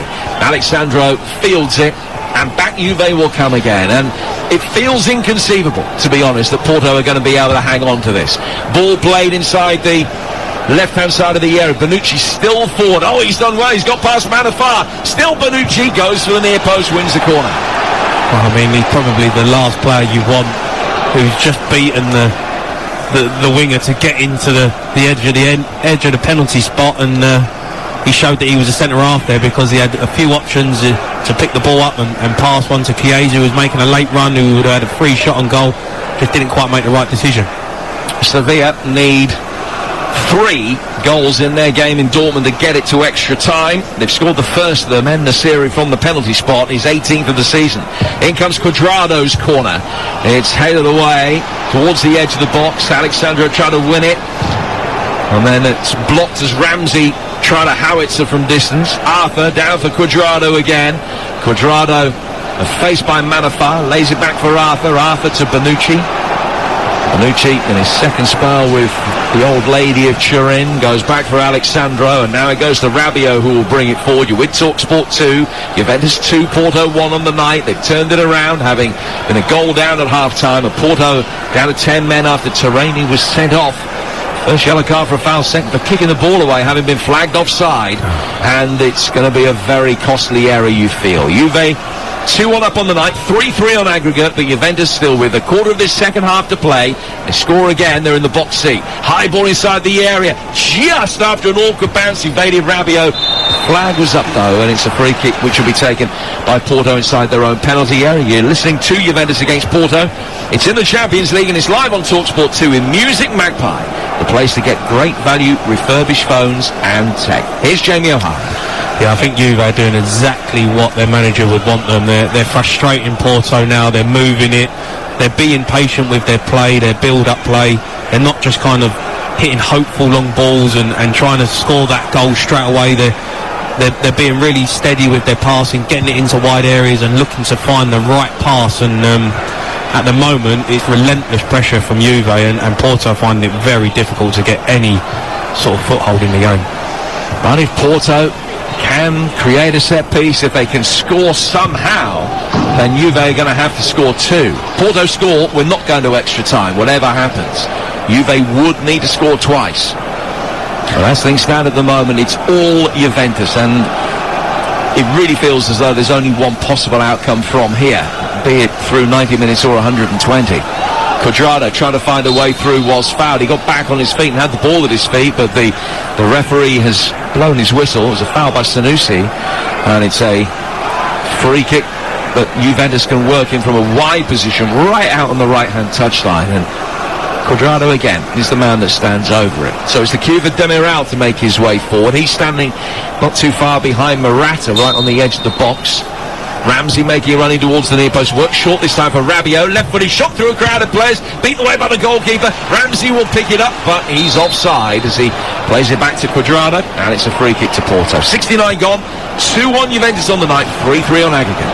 Yeah, decent strike there from Rabiot, to be fair. I thought it a bit of a waste because he was in a good area, Cuadrado, to put another one of them brilliant balls in, but he played it short to Rabiot, who had a great shot from 25 yards and actually had the keeper having to make a decent save. But it's all Juventus right now, and the Porto manager will be so angry at Taremi for getting such a cheap booking, because it looks to me right now that it's going to cost them the game. These two once met in a European final back in 1984. Juventus beat Porto on that occasion as well. It was in Basel. Boniek scoring the winner. What a player he was. Now Porto are going to make a change very shortly. And it's Luis Diaz, who scored at Manchester City in the group stage and also scored against Marseille. He's going to come on, and he's a striker who can also play on the left wing, Colombian international. It could be a straight swap up front. He's more pacey than Marega, and maybe just as more of an outball to try and keep the Juventus back line honest. It'll be interesting to see who does come off. There are 20 minutes of normal time remaining, with extra time very much on the agenda as things stand at the moment. Juventus 2, Porto 1, and the change is being made, and it's...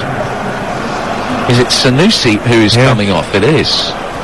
It's a shame, because I think he's had a brilliant game, but he's obviously tiring, and he's obviously just... He's basically spending the whole of this second half defending and marking Cuadrado. But in the first half, he was getting to the byline, making things happen. But now they're down to 10 men. It's just about defending properly. Uribe. Laid back to Mbemba. And Pepe will play it forward. High ball down the right-hand touchline, which drifts past the newly arrived Luis Diaz. Now to play for a throw. Just trying to work out what they've done here. They've moved Sarr just into a more midfield position for a moment, or is that just a facet of where the ball is on the field? They have gone back to to the more orthodox back five. Luis Diaz playing kind of as a left wing back, but trying to get forward when he can. So when they haven't got possession, as the ball is played forward here, but Chiesa can't bring it into his stride, he's kind of playing Sarr almost as a left back with to try and get Luis Diaz forward. Well, whatever they're doing, Jim, they need to figure it out quickly. I don't know if they needed to get that information across, because a few of the players look like to me that they don't quite know where they're playing and what their role is. And Marega, who's been playing as the kind of the striker, is now he was almost playing fullback, but it looks to me like he's gone back up front. Looks like they've gone back to a back four, Jim. Yeah, Sarr at left back. That's how it appears, isn't it? He's got it now. He's right out by the left-hand touchline. And now Pepe will work it forward. Luis Diaz, almost as a conventional left winger, who will try and come inside in support for Marega. But they need the ball first, and they've not seen much of it. Possession in the 70s in this second half for Juventus, and going up all the time, and they've got it with Chiesa, who's on a hat-trick, but it's a rare poor touch from him, and Morata's quick to let him know. It goes straight through to the goalkeeper, Marchesín. 72 gone. 2-1 Juventus. It's actually brave from the manager of Porto, because you could just try and keep defending, but that hasn't worked. You've conceded 2 goals doing that, so to actually change it and go, right, the 5 at the back hasn't worked out for us, we'll go back to a back 4 and try and get further up the pitch and almost try and take the game back to Juve in a way. Well, it is brave, but as I mentioned earlier, if they can score another, then Juve will need 2. And even with 10 men, they would fancy their chances of being able to defend and see the time out if they could get this crucial second away goal. They're trying to do so now, and Luis Diaz can't get to the ball that was played through. Juve play out from the back, and that was a costly tactic in the first leg between the two, where they got caught in possession, and Bentancur and Szczesny got it all wrong. The Marega almost able to take it in his stride there as he was flicked forward by Uribe, but they just couldn't get him in. He is properly blowing as well. I mean, he has gone through a shift. There's no doubt about that. The camera just panned to him, and you could see that he was cheeks coming out, and he's really struggling. He actually got himself into a great area there as well, Jim, but he just looked like he was so tired, where he put so much energy into trying to get the team up the pitch with his forward play, that when he finally got into the final third and the ball dropped to him, he didn't have the legs to kind of get it under control. But very brave decision from the manager of what he's done of Porto to all of a sudden take the game back to Juve and say, well, we're going to come and try and attack you. Dortmund 2, Sevilla 1. Sevilla need to score 2 unanswered goals from here on in to take it to extra time.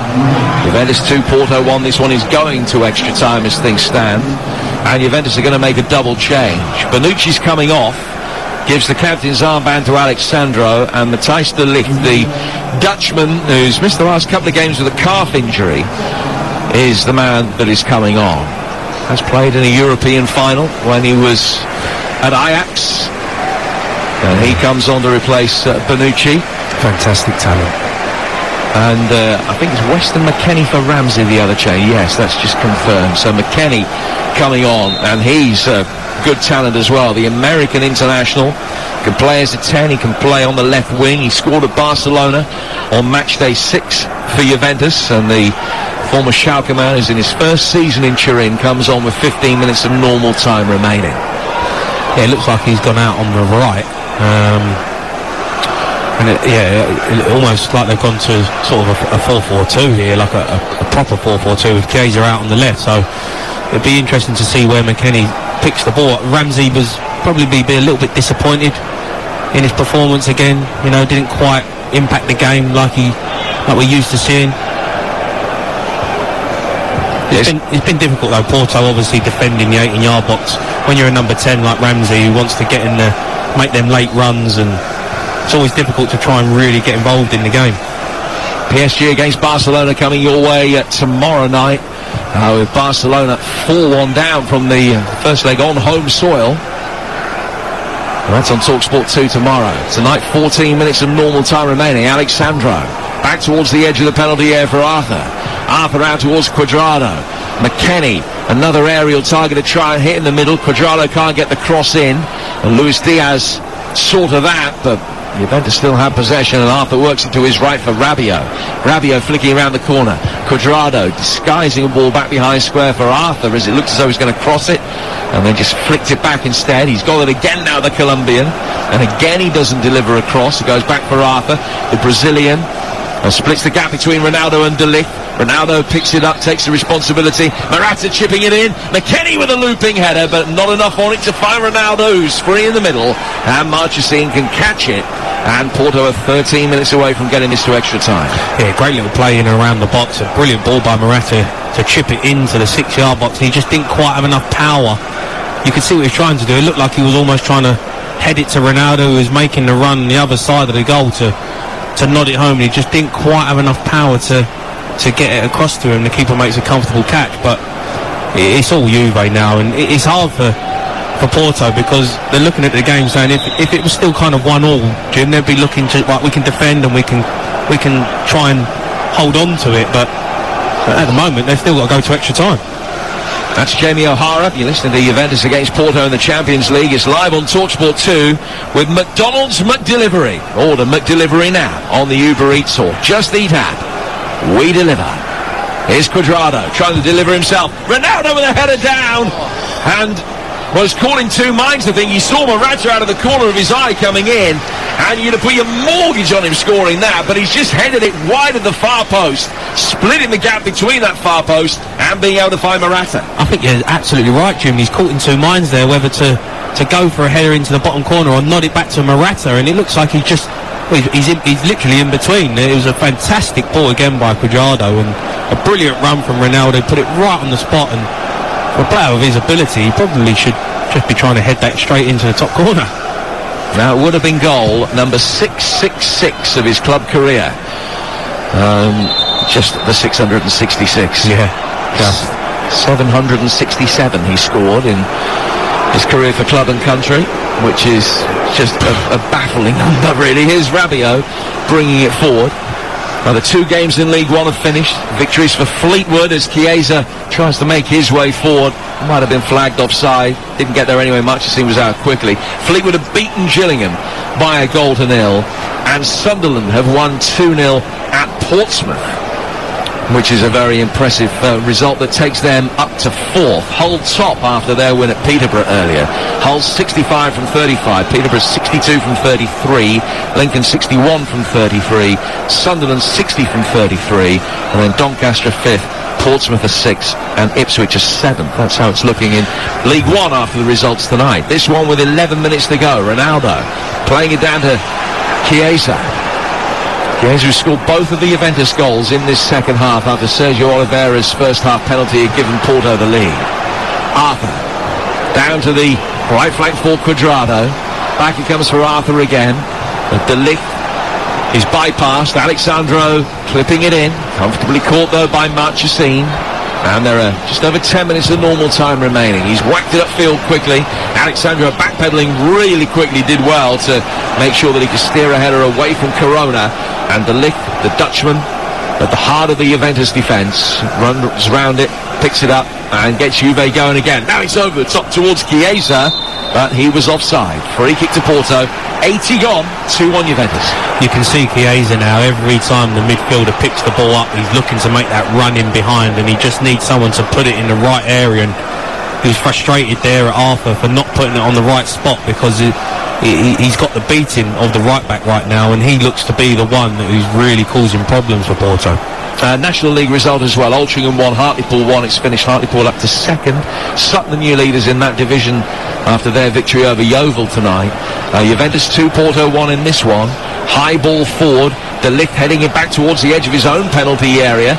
And Corona tries to get the cross in. Demiral has blocked it, stopped it going out of play for a corner. Luis Diaz, Corona, I beg your pardon, with a deep cross towards Sergio Oliveira. And then Cuadrado can bring it down. He's put under pressure by Uribe. It's turned back inside his own penalty area, which looked hairy, but he was able to get it away, left-footed upfield. And at the back, Manafar, the full-back, brings it under control.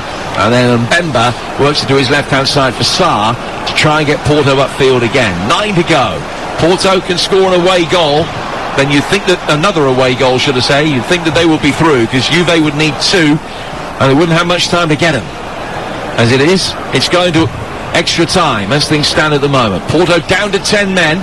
They have been for the best part of half an hour. They've only conceded the one since they've had a numerical disadvantage. This is perfect for Porto right now, though, Jim. They're just having a bit of a breather with the ball and actually keeping it, even though they've just give it away there cheaply. I mean, that's... The sub's come on and he's had a bit of a nightmare since he's come on the pitch.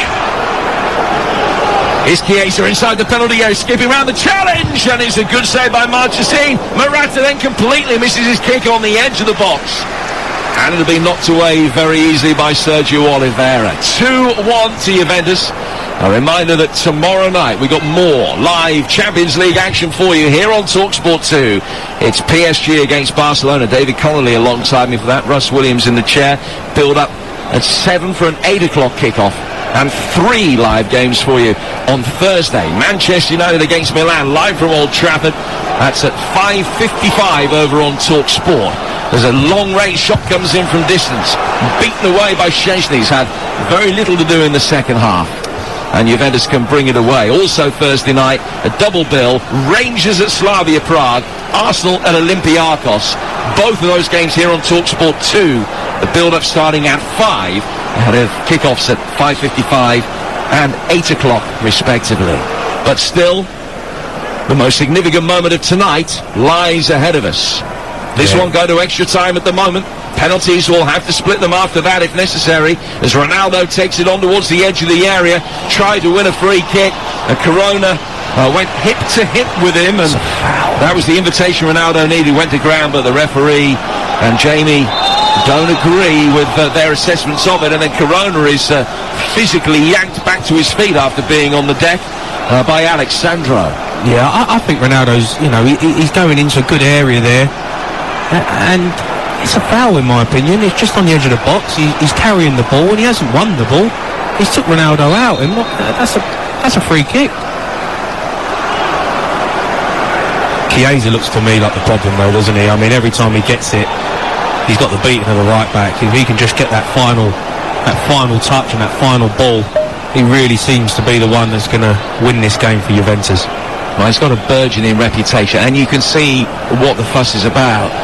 He's had a really good season since joining on loan from Fiorentina, right back at the beginning of the campaign. He made 3 appearances for the Viola before making the move to Turin. And he's weighed in with a couple tonight, 11 for the season in Juventus colours, which is an impressive return. But he and his teammates have a bit of defending to do now, because Marega has been fouled by Demiral, and it's a free kick to Porto, about 10 yards inside Juventus territory. I mean, that's gold dust. That's gold dust for Porto. When you're centre forward, he's big, he's strong, he holds the ball up, wins fouls in the 84th minute. That's what you need, because it just gives you a breather, gives you time to get up the pitch. And because it's been relentless pressure from Juventus, and that's what they need to do now. Stick it into the centre forward, get him using his body. Luis Diaz, the substitute, wearing 7 on the left-hand side, trying to get the better of Cuadrado. Very quick, tricky feet, little nutmeg of Cuadrado. Couldn't drag himself past, and then Marega with a shot which goes into the side netting at the near post, and Szczęsny just for a moment was panic-stricken, dived down to his right-hand side. Very grateful to hear the net ripple. I'm not convinced he had it covered. No, he didn't. I mean, it's great play from Marega, again using his body inside the 18-yard box, and just on the half turn on the swivel, looks to just kind of sneak one into the inside corner, and Szczęsny was beaten there. If it hit the target, I think he would have been struggling. Yeah, he certainly knows what it's about, Moussa Marega. At one stage, a couple of seasons ago, he scored in 6 successive Champions League ties. Did the Malian international, whose goal tally for Porto's in the 70s. Here's Chiesa, left-hand side of the box. In from here, what an important defensive header that was, with Ronaldo steaming towards the cross on the edge of the 6-yard box. And he just took a little flick off the top of Mbemba's head, wide and out for a corner. Really good defending. Absolutely fantastic from Mbemba there. He knows that he can't get a full header on it to head it away, but he knows he has to get a touch on it, because Ronaldo's made a great run into the 6-yard box, and just that little touch off the top of your head was enough to take it away from him. 86 gone, 2-1 Juventus. In comes the corner. Took a touch. bypassed everybody on the edge of the 6-yard box. Morata runs round it, back from him to Arthur. Now to Rabiot. Rabiot on his left foot unleashes and smacks it about 20 rows back. And out of play for a goal kick. And I think Porto will see it as a moral victory if they can get it to extra time, but still work to do. 3.5 minutes of normal time with probably, I'm guessing, 4 to be added on. Yeah, I mean, that's the problem. You're putting so much energy just to see this game out to the final whistle, and then you've got half hour of extra time to play as well, so they're going to be dead on their feet after this game, and it is relentless pressure, and it's just Juve now trying to find the right ball into the right area to win this game. Jamie O'Hara, alongside me, Jim Proudford here on TalkSport 2. 3-3 on aggregate. It's been a really, really good time. Here's Chiesa, the man that's made the difference in the second half. And the winger lays it back for Ronaldo here on the left-hand touchline, who tries to flick it off Uribe. Did he take a deflection off him? He's wagging his finger at the referee saying no. I think the throw has been given Juventus's way. I've been very impressed with Chiesa. I mean, he looks a real bright player. Every time he gets the ball, he's looking to drive with it. Makes great runs. You know, it makes it easy for the midfielder to pick a pass for him, because as soon as the midfielder has his head up and he's got the ball in the central midfield, Chiesa's on his bike and he's making a run in behind, and it just makes it so easy for you. Corona's been fouled. Alexandro, the guilty party. Free kick to Porto. They've worked it back to their own goalkeeper, Marchesine, who made a stunning save really early on in the game to deny Morata. And Porto scored, and it looked as though they were going to be going through, but Juve in the second half have been infinitely better than they were in the first. And they scored the 2 they needed to get themselves back into the tie. Both coming from this man, Chiesa. The second, really good header. 2 of the 3 Porto centre-halves attack that delivery in from Chiesa. Between them, they get it away. Back from Alexandro. We're in the 89th minute. Here's De Ligt. Down to the left-hand touchline again for Rabiot. Rabiot with a high left-footed ball inside the box. Ronaldo trying to nod the ball down. But he couldn't find McKennie, who we haven't seen too much of since he's come on. No, he's found it difficult to find his feet in the game. He looks like he's got energy, but Chiesa's the one. Just keep feeding him the ball. Give him the ball, he's making things happen every time he gets it. And Alexandro does exactly that now. Chiesa, right-footed, playing on the left. Flick back towards him. He's got a decent left foot as well, and he just dragged it down as Rabiot trying to play it back into his path. But Mbemba, who's done well, gets it away, and it goes out of play. And we're in the 90th minute.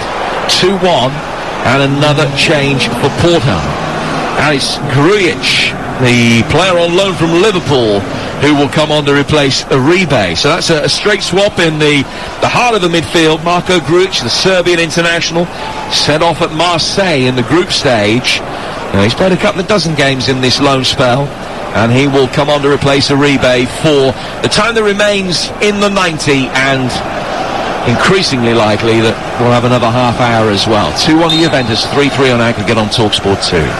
Yeah, it's going to be, when you come on as a sub in the 90th minute, it's just about not making a stupid mistake and costing your team. And he's obviously coming on to help with legs in the dying moments, because they look dead on their feet here, Porto. Cuadrado, a high ball inside the penalty area. Chiesa attacking it, coming around the back. Manafá, the right back, can get it away. And then Corona, the Mexican international, who's played more than 250 games for Porto, drives it up the touchline. 5 minutes of stoppage time to be added. Here's Demiral, we're in the 5 now, and here's number 5 in possession, Arthur. Chipped over the top, Morata, flag stays down, it's in off the post, but then the flag comes up, and it stays 2-1. I mean, that's the ball, that's the moment. Morata he's just gone a touch too early. It's the perfect moment for him. They'd sucked out the back 4 of Porto. The space was there in behind. Played a great pass from the back, and Morata just got to hold his run for a half a second more, and he was in. It stays 2-1. I've seen the replay. The decision certainly looked correct. They haven't ordered the restart of play just yet. It was a situation where the assistant referee, as is the current jurisdiction, keeps his flag down until the ball has gone in the net, but the call was the correct one, and the check is over, and play restarts with a free kick for the offside. And we're in the 92nd minute now. 4 minutes for Porto to hang on to get into extra time. Then another 30 for them to hang on and get it to penalties. Penalties might be their most likely avenue of success tonight. Morata fouled. Referee plays the advantage. Arthur working it wide. Sprayed out towards the right-hand touchline where Ronaldo controls it. McKennie's waiting in the middle. Ronaldo in possession, 15 yards outside the Porto penalty area. Cuadrado working it back for Rabiot. Rabiot to Alexandro. Alexandro makes his way forward. Now to Chiesa. Chiesa back to Arthur again. Trying to get away from Marega, who continues to try and get his aching body to get through this shift. He'll play it forward. Too much on that for Corona.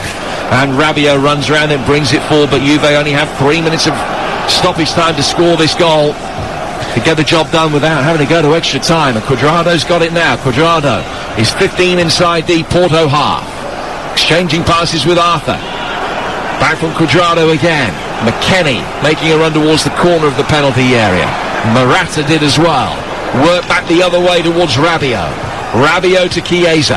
Level the edge of the penalty area. Trying to take on Corona. Corona, who's offering some defensive support in front of Manafar. De Ligt. He goes wide for Cuadrado. Can he deliver another scintillating ball? Skips around the initial challenge. Left-footed effort. He's come back off the underside of the bar and to safety. Alexandro now picks it up. From him to the edge of the area. Chiesa can't find a way through. He's unfouled his man. Free kick to Porto inside their own box. Cuadrado was inches away from winning it. Oh, it was an absolutely fantastic strike there from Cuadrado. Cuts inside on his left. Bends one. Looks like it's going to nestle into the top left-hand corner, but just hits the underside of the bar. And it was perfect build-up from Juventus. They were patient. They were waiting for that right moment. We're going either side, just waiting for the perfect moment to take that effort, and it nearly won them the game.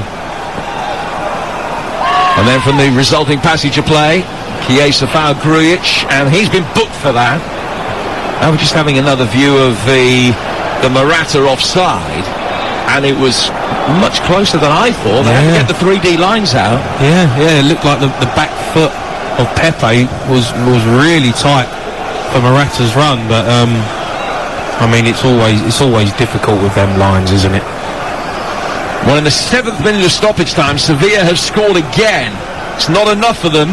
End the series with both of their goals tonight, but if they can nick another one in the seconds that remain away to Dortmund, then they too will be going to extra time.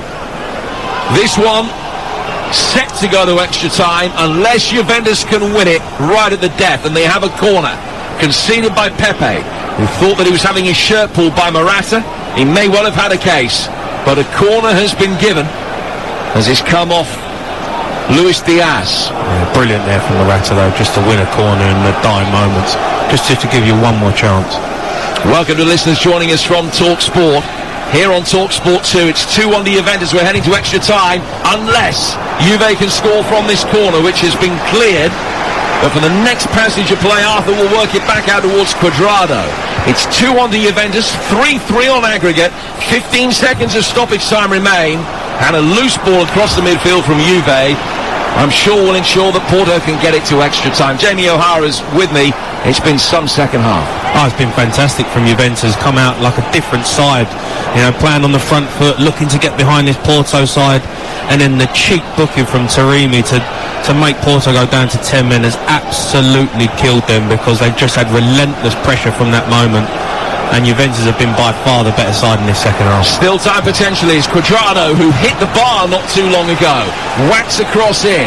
Rabiot will be able to steer it back to him after the initial one was cleared. Back from Cuadrado again. Ronaldo peels away at the far post, takes his eye off the ball and doesn't control it. A real collector's item, and as it drifts out of play, I'm sure that'll just about be that, and we'll be going to extra time. Yeah, I mean, they're been getting in great positions, Juve, and it's been very difficult for Porto. They're just defending for their lives, and fair play to them. They've managed to get this game to extra time, but the problem is now they've got to do this for another half hour, and looking at the players, they all look like they're blowing. Marega up top has been fantastic trying to hold the ball up. He's dead on his feet. they've got to go and do this for another 30 minutes. Dortmund are through. They have drawn with Sevilla on the night 2-2, beaten them 5-4 on aggregate, 2 for Haaland for Dortmund, 2 for En-Nesyri, Sevilla's leading scorer, but in vain. They couldn't find the third that they needed to take that one to extra time. We're still playing in this one. We're in the 7th minute of stoppage time as the ball finds Sergio Oliveira, the Porto goal scorer, from the penalty spot.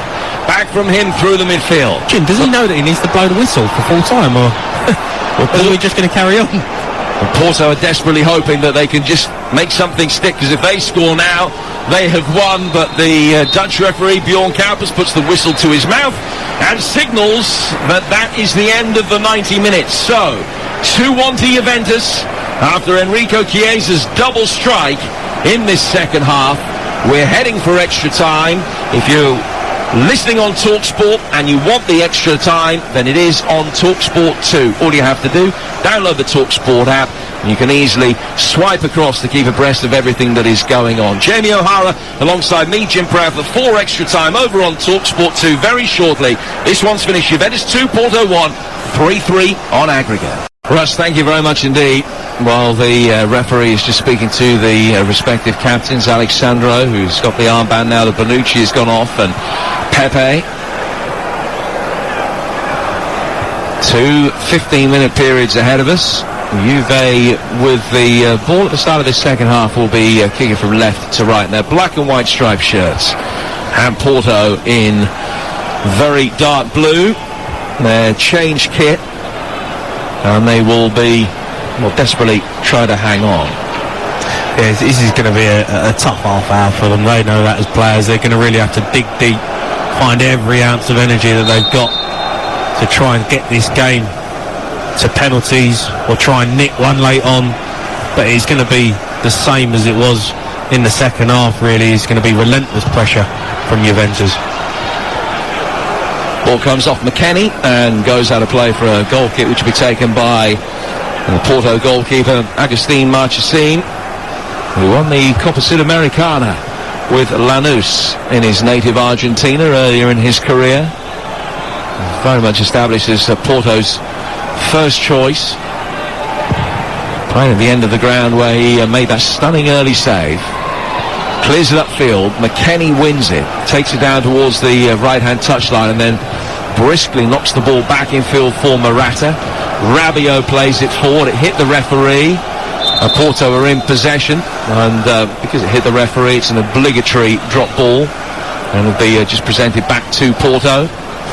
So the key now for Juve, Jim, is not to force it, just to be the same as they was in the second half, to keep moving it side to side, wait for that moment, wait for that perfect time to hit the pass that goes into the right area, and don't get sloppy.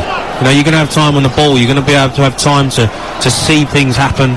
And Rabiot in midfield and Arthur just need to make sure their decisions that they make are the right ones.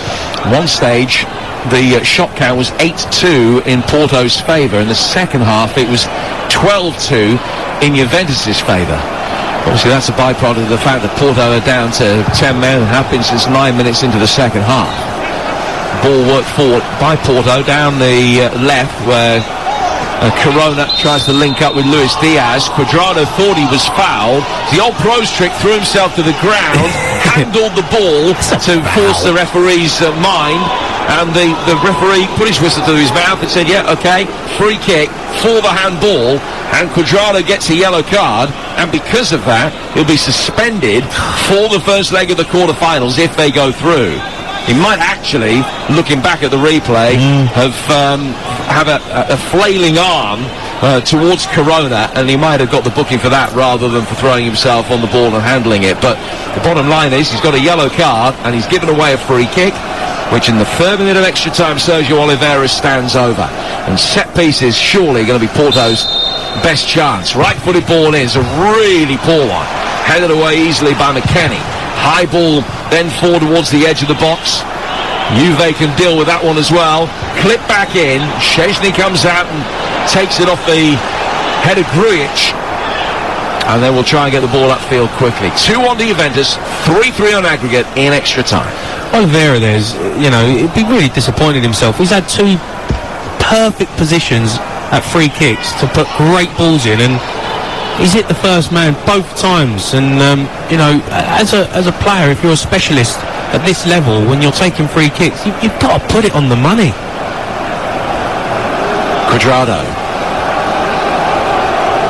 moves to within about 10 yards of the edge of the penalty area, knocks it in. McKennie, Morata, little cushion layoff from him towards Ronaldo, who then gets it back. Alexandro back towards Ronaldo. It hasn't been at his best tonight. There's just been a looseness of his touch on occasions, and that was another case in point. The momentum came out of the Juventus attack because he poked it into a wider position, but Juve have still got it, and it's worked down towards Cuadrado on the right. Cuadrado will play it back now towards Demiral. Arthur down to Cuadrado.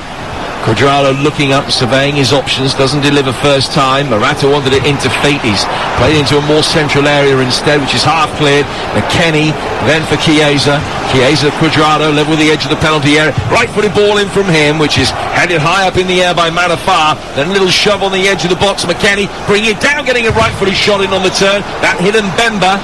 Now Alexandro tries to find a way through and can't, and he's wrestled Pepe to the ground. And it's a free kick to Porto, just outside their own penalty area. Yeah, great defending there from Porto, really defending that 6-yard box. Cuadrado, every time he gets the ball now, he's looking just to hit an area. And Juventus, if they can make a late run from midfield, try and drag one of the Porto defenders to go with that run and then open up some space for Morata or Ronaldo. Because Cuadrado's getting in such good areas, but a little bit static in and around that 6-yard box. They need to make some different runs and try and move the back two of Mbemba and Pepe to really create a chance in that area. Free kick taken by Marchesine, whacked upfield. With TalkSport 2, we're in extra time. We're still no closer to knowing which of these two sides will go through. Juventus with another 30 minutes or another 25 minutes now to play against 10 men with a huge advantage, you would think. But Porto haven't conceded in the last half hour or so of play, and if they can just replicate that again now, they will at least be taking it 2 penalties, which would be a decent achievement, all things considered, after the red card that was shown to Taremi. Yeah, absolutely. I mean, if they get to penalties from this position that they found themselves in, it's an incredible feat. Corona playing it back for Sergio Oliveira, the goal scorer. He's worked it wide out towards the right-hand touchline, where it's driven in back towards Sergio Oliveira again. Knocked away by McKennie. And the American plays it forward. Ronaldo is there. McKennie's then lost out to Sergio Oliveira, but the referee spotted an infringement as Ronaldo was left on his knees over the touchline. Foul by Sarr, and it's a free kick which will be taken by Juventus. They do love a scream up now. I think when there's no fans in the ground, you've noticed it so much. I mean, you saw it on Match of the Day the other day with all the screaming, and players all of a sudden, they just know they can just get into the referee with any little touch and any little foul. They're looking to try and get a booking. Cuadrado goes square to his left for Arthur.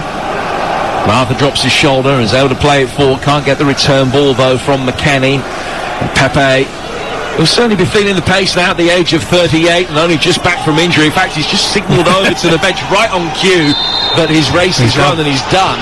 I think they're going to have to make a change. Now Alexandro has fouled his man, and a yellow card is shown to Sergio Oliveira, I think for dissent, because he felt that Alexandro should have been booked for the foul on Luis Diaz. Yeah, Pepe there though, he's nicked the ball and then he's carried on his run. It looks like he was going to go forward, and he pulled up straight away, just right on cue when you said he'd be feeling it, and he signalled to the bench that he looked like he'd pulled a calf or something. But I mean, he's been a warrior tonight for them, I have to say.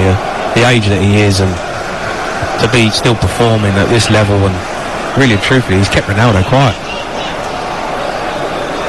Pepe spots the ball down, just on halfway. Free kick is taken. Work forward towards Sarr. Now out towards Corona.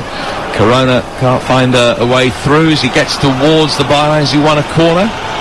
Thinks he has. The Juventus players make their way back, and it is a corner which will be taken on the left-hand side. Midway through the first period of extra time, and the first period of extra time's first corner. Yeah, Cuadrado there, I mean, you can see that he's a winger playing right back, that's for sure. Corner work short. Oh, what a turn. Corona chipping inside the penalty area, and that was the chance. Two Porto players attacking it, and it was Marega with a header, but he didn't get any power, and Szczesny could save it. It was only about 7 yards out, Marega, but it was straight at the goalkeeper. It was absolutely brilliant play there from the winger, and he sold the lit there for a hot dog. He needed a ticket to get back in the ground. He absolutely fooled him and dinked one up, and Marega really unlucky. Now the other end, Rabiot chipping inside the penalty area, looking for Ronaldo, who backpedaled, and then there's a coming together over on the far side involving Chiesa and Corona. Corona is down in some pain. Chiesa is up on his feet, but also in some pain. I think it was just a genuine collision between the pair of them, and it will be a free kick. Remember, TalkSport 2 brings you live an exclusive ball-by-ball coverage of 5 T20s and 3 ODIs between India and England. The action starts on Friday with the first T20 right here on TalkSport 2, coverage from 12:30 with play starting at 1:30. That's this Friday here on TalkSport 2. Tomorrow night, second leg of PSG against Barcelona. Thursday, it's Manchester United against AC Milan over on TalkSport. That one kicks off at 5:55. And also Thursday night here on TalkSport 2, Rangers of Slavia Prague and Arsenal at Olympiacos. And Friday night, we're back at Ewood Park as we were earlier today. Blackburn against Brentford on TalkSport 2. We've got it all covered for you on the network. We played 100 minutes tonight. Jamie O'Hara alongside me, Jim Proudfoot, watching from our studio monitors in London. The game taking place in Turin. And Juve on the front foot as the ball is worked forward towards Ronaldo. It was under hit. It couldn't get there. It was knocked away by Sarr. Coming to meet it though, McKennie just nips in front of Sarr to be able to turn the ball back for Cuadrado. He finds De Ligt, who came on as a substitute for Bonucci. 101 gone. Juventus 2, Porto 1. 3-3 on aggregate. Ronaldo back for Cuadrado. And now Arthur turning in the midfield. Cuadrado works it round the corner. A pass to Luis Diaz. Chiesa trying to get it inside the penalty area, but his cross was blocked by Sergio Oliveira, who incidentally will also miss the first leg of the quarter-final if they make it through suspension after the yellow card that he picked up a couple of minutes ago. Chiesa's got it now. Another player is on a yellow card tonight, but Luis Diaz has won it back from him. And he will go back inside his own penalty area for Pepe, and then Sarr should be able to clear down the left-hand side. Chip forward where Sergio Oliveira can chest it down, flick it up with his right boot, went to ground, claiming he was fouled by Cuadrado. The referee agrees, and it's a free kick which will be taken by Porto inside their own half. With 4 minutes to go in this first period of extra time on TalkSport 2. Yeah, Oliveira's done well there just to win a free kick and just take the sting out of the game. And Juve even look tired now as well. You've seen a few of the players going down with cramp. Chiesa, Arthur's just come off there. He looked like he'd run out of steam, and they just need to keep dictating the tempo, Juventus. Keep moving the ball, keep passing it, don't let it go scrappy, because that's what Porto want. They want to fight now, they want it to be scrappy, they want fouls, slow the tempo down, and they just need to keep moving it, keep dictating, and wait for that moment to make something happen. Well, there won't be a hat-trick for Chiesa. He's come off. Arthur off as well. And they've been replaced by Bernardeschi and Kulishevsky. So those are the two that have come on. Yeah, it looked like Chiesa just sort of run out of legs. It looked like he was struggling with cramp there in the last couple of minutes, and they worked it forward towards Ronaldo here, who just couldn't quite get the touch to take it past the goalkeeper, who, with a very unorthodox manner of coming out to save it, looked as though he might have caught Ronaldo with his trailing leg. Now, a free kick is given, and Bernardeschi's first involvement since coming off the bench is to receive a yellow card, and he's got that before he's touched the ball. Yeah, it was strange from the goalkeeper there. He come out kind of feet first, and the ball was obviously there to be won, and we'd have thought he'd come out and just smother it with his arms, and he didn't. It looked like he'd just come out and made a tackle on Ronaldo, but he did win the ball, but Ronaldo done about 4 roly-polies trying to win a foul and scream at the ref, but the ref didn't buy it. Cool. Well, they come out goalkeepers and use their legs to protect their body, but he has got the ball trapped between his feet and then has taken Ronaldo out at the knees in the process. He's actually got really lucky there, because the first instance he's actually missed the ball, but as it's gone through his legs, it's caught his back leg, so it looks like he's made a fair challenge. But it was a pretty forceful tackle from the keeper there, right shin high on Ronaldo, and he looks hurt. Well, he's back on his feet, and he's got his right hand feeling his left shoulder, as if he's just potentially opened up the ligaments in it. Maybe just as he fouled, as he came down, he's put his hand down flat on the ground. His momentum has taken him on, which can just open up the ligaments, and it was a yelp of pain, which I think was entirely justified. And Marchesine riding his luck, I think it's fair to say. But maybe he deserves, after that stunning save so early in the game. Absolutely. I mean, he's been brilliant for them. He's kept them in the game with a few fantastic saves, and I mean that's what Ronaldo wants. He wants to get in behind the back four. He hasn't really been able to do that tonight at all, and he's had a quiet night in terms of the standards of himself. And but he'll still be thinking there's plenty of time in this game to be the hero. Dan Kulusevski is involved, the Swedish international who's just come off the bench. He made his name at Parma. And he's won a throw here. We're in the final minute of the first period of extra time, but there's going to be a bit of time to be added. As often the case in extra time, that the games just degenerate a little, and obviously as it does so, that's very much in Porto's favour. Absolutely. I mean, this is perfect for Porto. They want the game to be scrappy. They want the game to stop the flow and giving away cheap fouls, and if they can buy some off the ref, is the perfect scenario. And just like I said, Juventus just need to be patient, keep moving the ball, keep passing it, and wait for that perfect moment. Demiral finds Cuadrado. 2 minutes of time added on at the end of this first 15 in extra time. Back he goes towards the edge of the centre circle. Bernardeschi turning it forward. Out to him again, left-footed ball in, takes a deflection, out of play for a corner, which is Juve's first in extra time, and their corner count now up into double figures. So forward comes the lick, the big blonde-haired Dutchman, and Demiral with his shaven head is there as well. Rabiot has got enough hair for all three of them, lurking round the penalty spot in towards the near post, and it's a very good header away. Back out as far as Cuadrado. Cuadrado surveying his options. Plays it to his right for Rabiot. Rabiot down towards the left. The centre half brings it onto his left foot, curves it inside the area. Just couldn't quite get the elevation that he wanted as he tried to find Kulusevski. And it'll be cleared by the dark blue shirts of Porto. An opportunity for them to bring it forward, but Manafar couldn't find Corona.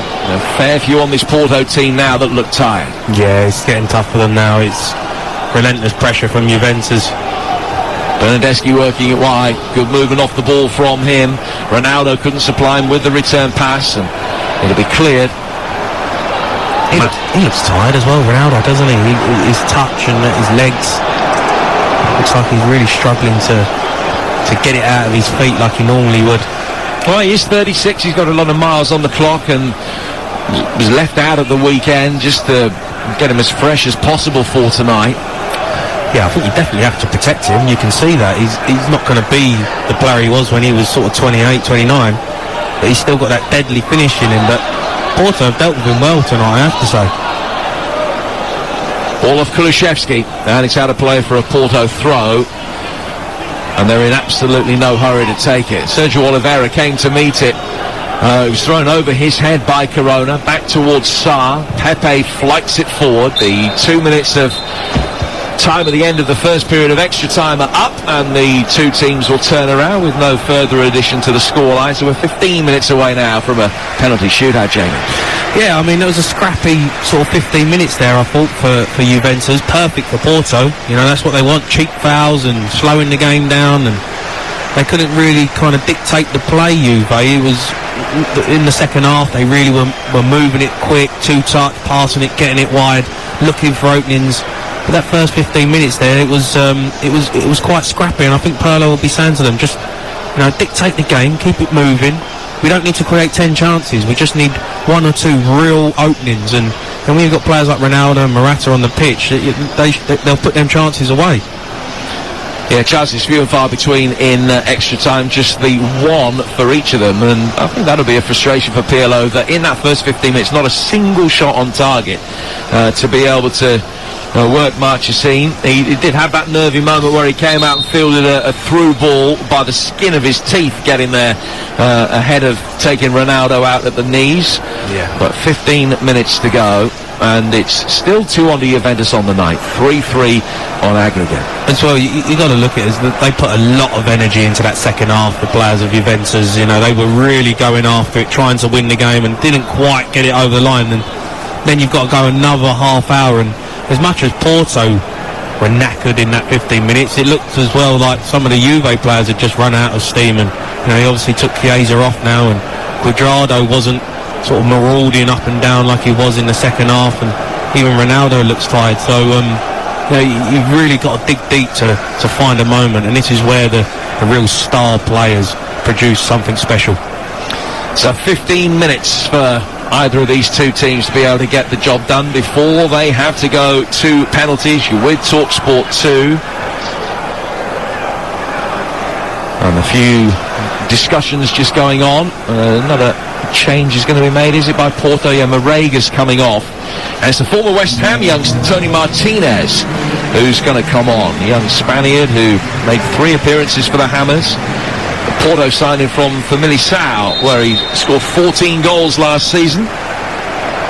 He's just got a couple for Porto so far. He's come off the bench much more often than he started, and he's on for the final 15 minutes. 2-1 then to Juventus as the second period of extra time starts. 3-3 on aggregate, and the ball out of play for a throw which will be taken on the Juventus right. Jamie O'Hara. Yeah, it's going to be a big 15 minutes now for Porto. They're going to have to defend for their lives. They've got some fresh legs on the pitch, which is great. Fresh legs up front. Maraga had a great game, working tirelessly for the team, but he was completely done in terms of his legs were gone. So it's nice to have some fresh players on the pitch for Porto just to try and see out this 15 minutes, and Juve just need to try and break them down slowly. Alexandro finding Bernardeschi, level with the edge of the penalty area. His cross takes the deflection. Kenny tried to take it on but couldn't, and Porto whack it away. Dortmund already through.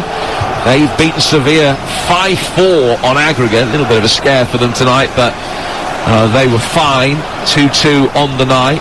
So they're through, no closer to knowing which of these two will be joining them. But next week, TalkSport 2 will bring you the quarter-final and the semi-final draw for both the Champions League and the Europa League as well. Both of those draws live here on TalkSport 2 next Friday the 19th, so week Friday. And that's from 11 o'clock. Cuadrado's ball in. Pepe knocks it away. Back out towards Kulusevski. Kulusevski trying to get it inside the penalty area. Rabiot can pick it up. Alexandro comes across the edge of the D and feeds Bernardeschi. Bernardeschi slows it down almost to a stop, just trying to draw a challenge from Sergio Oliveira. He's worked it back for Alexandro. Alexandro on his left foot. The Brazilian goes back behind square. Demiral, the Turkish international, to the Frenchman Rabiot. Now Cuadrado. Good ball down the inside right channel for Kulusevski. He can't deliver across, pulled it back for Cuadrado. He's got a bit more time, just stumbled. Does get it in though towards McKennie, but Pepe's gobbled all of those up all night, and then as it comes back out, Cuadrado ends up getting smacked round the side of the face, and the free kick's gone against him. Yeah, I mean, that was a soft one there from the ref to relieve Porto of the pressure that they were under, but Pepe has been absolutely fantastic. He's defended that 6-yard box like his life depended on it. It's been a masterclass in heading and positioning and anticipating danger. A player at his age, with the experiences he's got though, to be putting in them types of performances on big nights like this is massive credit to him. He'll feel that there's a little bit of unfinished business. He was in the Real Madrid side that lost to Juventus in the semi-finals back in 2015. Will he be able to mastermind what will be an heroic progression through to the quarter-finals? At one stage it looked as though it was going to be very easy for them when they scored first tonight with 3-1 up on aggregate, but And then they conceded early in the second half, had a man sent off. Both of those events in the space of 5 minutes. Within another 8 minutes, they conceded again. Here's Ronaldo. Ronaldo inside the penalty area. Right-footed effort, takes a deflection out of play for another Juventus corner. 108 on the clock. 2-1 to Juve. Yeah, you just think there with Ronaldo, 1v1 in these sort of moments is when he delivers, but it just looks like he's tired, and he's lost that half a yard of pace to just get it out of his feet and get that snapshot away. Heavily tattooed Bernardeschi with a corner. De Ligt at the corner of the 6-yard box. First touch, couldn't find a man. Then tries to turn it back inside the penalty area again. Porto clear it for Cuadrado. Real high up and under from him. De Ligt just putting a little bit of pressure on. It's turned away easily enough by Corona. Out of play for a throw which will be taken on the Juventus left and taken quickly, and it's threaded through for Kulusevski. Kulusevski right in the challenges. Then when he got a right-footed shot in, it hit, and Bemba bounces back into the Swede and out for a goal kick. Oh, it was a great opportunity there. Brilliant ball by Alexandro, and he skipped past a couple of players there, and he's in the 6-yard box, and he just couldn't quite find his feet to put it away. Good defending again from Porto, but that is a fantastic opportunity for Juve. Well, he seems to have a bit about him, Dejan Kulusevski. He's never scored in 5 previous Champions League ties. He's only scored 5 goals this season, his first season for Juventus, but he is only 20, and the fact that he's played nearly 3 dozen games over the course of the season shows just how highly regarded he is in Turin. And he's had some nice moments in his minutes on the pitch here. 10 to go in extra time before we go to penalties. 2-1 to Juventus on the night. It's 3-3 on aggregate. Jim Proudfoot and Jamie O'Hara talking you through the action from our studio monitors in London. Cuadrado diving in, made sure that he didn't make any contact. He was lucky, set up on the edge of the penalty area. Chance for Grujic, doesn't get hold of it, and it's just dug out of harm's way on the edge of the 6-yard box by the Juventus back line. Well, nervy moments have been few and far between, but boy did Cuadrado have his heart in his mouth there. Then Kulusevski can help bring it clear, tries to set up Ronaldo, and it's headed away.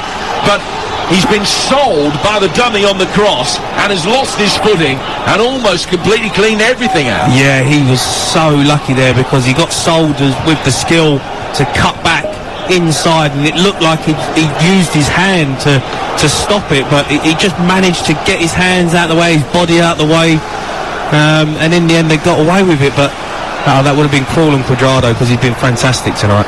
Now as he gets the ball in here, it's headed wide from a very deep position on the edge of the penalty area, but the ref says it took a deflection as Bernardeschi headed it and has gone out for a corner. 8.5 to go. Corner which will be taken on the Juventus left, and Bernardeschi will come across to take it, so it's going to be a left-footed away swinger. Unless he works it short, and he does, and they'd switched off.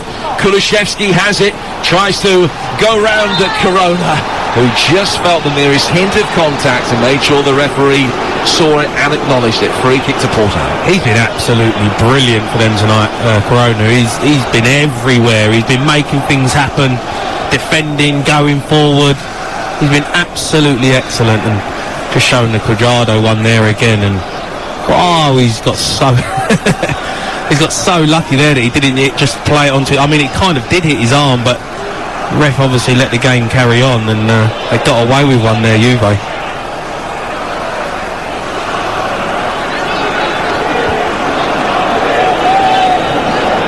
Sergio Conceição, who looks a little bit greyer than he did at the start of the night, just pointing to his head and urging the 10 men in dark blue just to concentrate and get themselves over the line. All about setting little mini targets, and they've got past most of them, and they've just got this second half of the second period of extra time to successfully navigate, and then it is the penalty shootout for a place in the quarterfinals. Cuadrado has possession.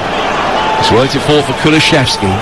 Kulusevski taking it on the outside away from Malang Sarr, and then taking him on again and working inside the area. Morata straight at the goalkeeper. I mean, it's a great chance as well. Brilliant play there from Kulusevski. Yeah, he looked like he's skipped past the left back, pulled it back to the edge of the box, and Morata just it was coming out, it was fizzed at him, it was a bit bobbly and he couldn't get a decent connection on it and ends up in the keeper's hands. But great play there from Kulusevski.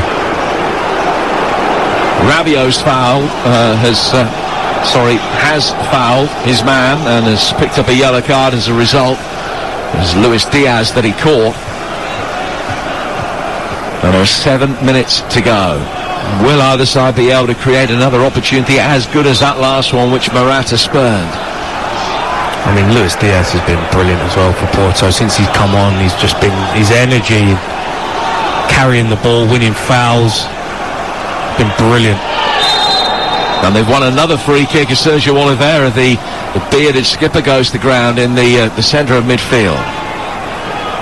It was a clever little nutmeg. Got the better of McKennie. Rabiot came back in. McKennie had fouled him. And that's what you can't afford to do, you know, as a Juventus player. Give away a cheap free kick. It gives them a couple of minutes of breathing space and a chance to have a go with a free kick, which they might, you know, potentially bend into the top corner. Can't give away cheap free kicks in these dire moments of games when you're trying to win it. 5.5 to go. Sergio Oliveira, who's got an immaculate record from the penalty spot. But what can he do from 29 yards out? Right-footed through the wall! Oh, it's in! And Porto, as a result, surely are going to go through! Sergio Oliveira driving a long free kick. Szczęsny dived down to his right-hand side and he couldn't keep it out. And it crept over the line. Porto have another away goal. And there are only 5 minutes to go. And Juve need 2. And is this Ronaldo's Champions League swan song potentially in a Juventus shirt? It just might be. Sergio Oliveira, the hero, driving it through the wall which broke. Ronaldo turned his back. It went through his legs. Szczęsny unsighted. And Juventus are on the brink of going out against the 10-men at Porto. Unbelievable scenes. I mean, Sergio Oliveira there, he's just hit a low one, you know, not even off the floor. He's just drilled it low. Morata's jumped. Ronaldo's turned his back. I mean, the wall's an absolute shambles. I mean, why would you have 2 forwards in it anyway? They're probably thinking, yeah, he's 30 yards out, but Szczęsny gets beat as well. Could he have done better? I mean, that's it. It's over. Bernardeschi wins the corner. 116 minutes gone. 2-2 on the night. 4-3 to Porto on aggregate, but they've now got the away goal advantage. Juve have to score twice, and they've got 4 minutes plus stoppage time to do it. Bernardeschi takes the corner in towards the near post, swept towards goal. Marchesine throws himself to his right-hand side, denies Ronaldo. It's out of play for another corner. I mean, they are going to be absolutely kicking themselves here, Juventus. In comes the corner, and there's the first one back straight away. An away swinging corner headed in by Rabiot, and it's 3-2 to Juventus. And they just have that glimmer of hope again. 3.5 minutes left. What a game. I mean, it's absolutely gone crazy in these last few minutes. What a header. Rabiot just gets them back in it. Incredible stuff in the dire moments of this game. Just saying that they'll be kicking themselves for giving away a cheap free kick and then a terrible wall. And they've actually given themselves a chance here. Wow. Quick exchange of goals. Within the space of 2 minutes, probably a shade under 2 minutes. Juventus 3, Porto 2, 4-4 on aggregate. Porto going through on away goals as it stands. They will make a double change. Just bringing some fresh legs on. Bring on 2 keepers. Bring on 2 penalty takers. Oh, I suppose it's no, don't bring on penalty takers. No point, it's not going to penalties now. So, a double change being made. They have the away goal advantage. Sergio Oliveira, the hero with their free kick and with that crucial second away goal, is coming off. Corona's also off. Diogo Leite is on. And Mamadou Loum, the Senegalese international defensive midfielder, coming on. So a centre-half and a defensive midfielder on. And they have taken off a central midfielder and a winger. The 10 men will just do everything they can, basically, to keep everybody behind the ball. Perfect as well, straight from the kick-off, flick on into the corner, win a foul. And he has won a foul. It's Grujic. Rabiot shoves him to the ground. That is gold dust for Porto, that. Gold dust. This free kick is just near the corner flag. But it's near the corner flag they're attacking, so it just allows them to maintain possession. Rabiot, the hero, just moments ago with the first of the two that Juventus needed towards the end of the game, just giving away a daft free kick, and now a chance really for Porto to run the clock down. We've played 20 seconds less than 119 minutes. Surely someone's going to come across for Luis Diaz to take this short. He's going to drive it inside the penalty area. I can't believe they're crossing it. He's actually got away with it. He's gone to the other side, but just go into the corner. Grujic has it now. That's come off him from De Ligt's clearance, and out of play for a goal kick. Ridiculous play there. I mean, just go into the corner, wait for another 30 seconds. Still trying to score. Juve can bring it forward. They have to score. Bernardeschi down for Ronaldo. Ronaldo back towards Bernardeschi. Tries to get the return ball from McKennie. Ronaldo picks it up on the edge of the area. No, not quite. It's cleared. Porto will try and get it upfield. Maybe a minute or two to be added on because of the 2 goals in this second period of extra time. 30 seconds before we find out. Out comes Szczęsny out of his penalty area. He's done really well to sweep up there. Finds Kulusevski. Then it's played forward. They can't find Bernardeschi. Goes back to Szczęsny again on the edge of the box. 20 seconds of normal time to go at the end of extra time. 3-2 to Juventus on the night, but they're going out in away goals unless they can score again. Quadrado, right-footed delivery. De Ligt is forward. Was he fouled inside the area?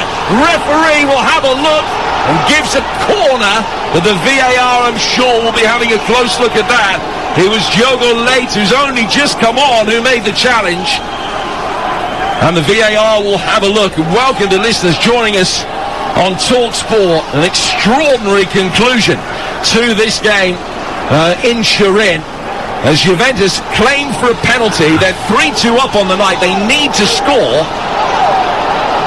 otherwise they're going out in away goals.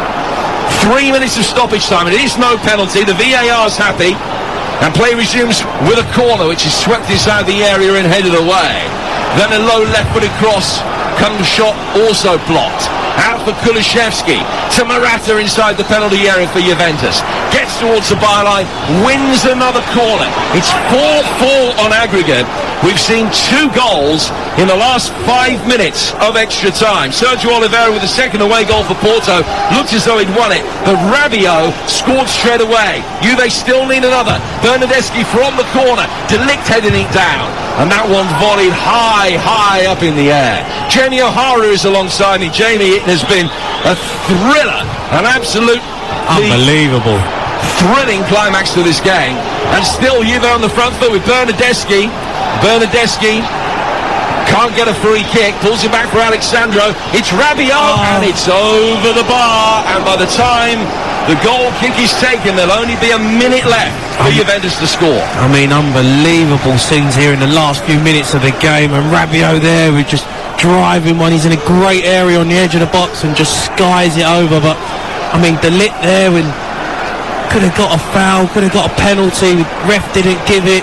I mean, this game in the last 10 minutes has been incredible, and they'll be kicking themselves, Juventus, giving away cheap foul and scoring, letting them score from 30 yards from a free kick. Ronaldo turning his back in the wall and then getting themselves back in it. It's been incredible these last 5 minutes. Porto have played 76 minutes of the 120 with only 10 men, but they are seconds away from a place in the quarterfinals of the Champions League at Juventus' expense. Juve have to score. 40 seconds to go. De Ligt making his way forward.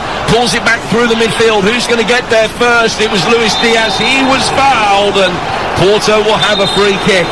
And they should be able to get the ball upfield from there into a position of safety to run the clock down and make it through. I mean, too many cheap fouls from Juventus in this extra time. They're just absolutely brilliant from Porto. Diaz has been outstanding when he's come on. He's just helped his team so much, carrying the ball, winning fouls. I mean, what a performance this is from Porto, to play so long with 10 men and to win it at the death. There'll be a proud manager in that dressing room after the game. Well, the 3 minutes of stoppage time are up. Still time to be added on for what has become a very protracted climax to this game. Marchesine taking the free kick. Long ball swung forward from him. Headed on inside the area, straight through for Szczesny. Szczesny bowls it out quickly. It is do or die for Juventus. They've got to score from this attack. Quadrado, high ball forward, helped on inside the area. De Ligt trying to get there. Acrobatic overhead clearance from Pepe. Another clearance to get it further clear. Quadrado picks it up. He is fouled, and it's a free kick to Juventus. Level with the right-hand edge of the penalty area. 15 outside the box, and a chance to load the box and just hope that the delivery is right. I mean, Quadrado with it, flicked on dangerously, goalkeeper punches it away, back into the fray. Pepe with an important header from Rabiot. McKennie tries to get it down. Kulusevski taking on inside the penalty area. He's worked it too wide, and it goes out of play off the corner flag for a throw to Porto, which will signal the end of the game. And Juventus are out.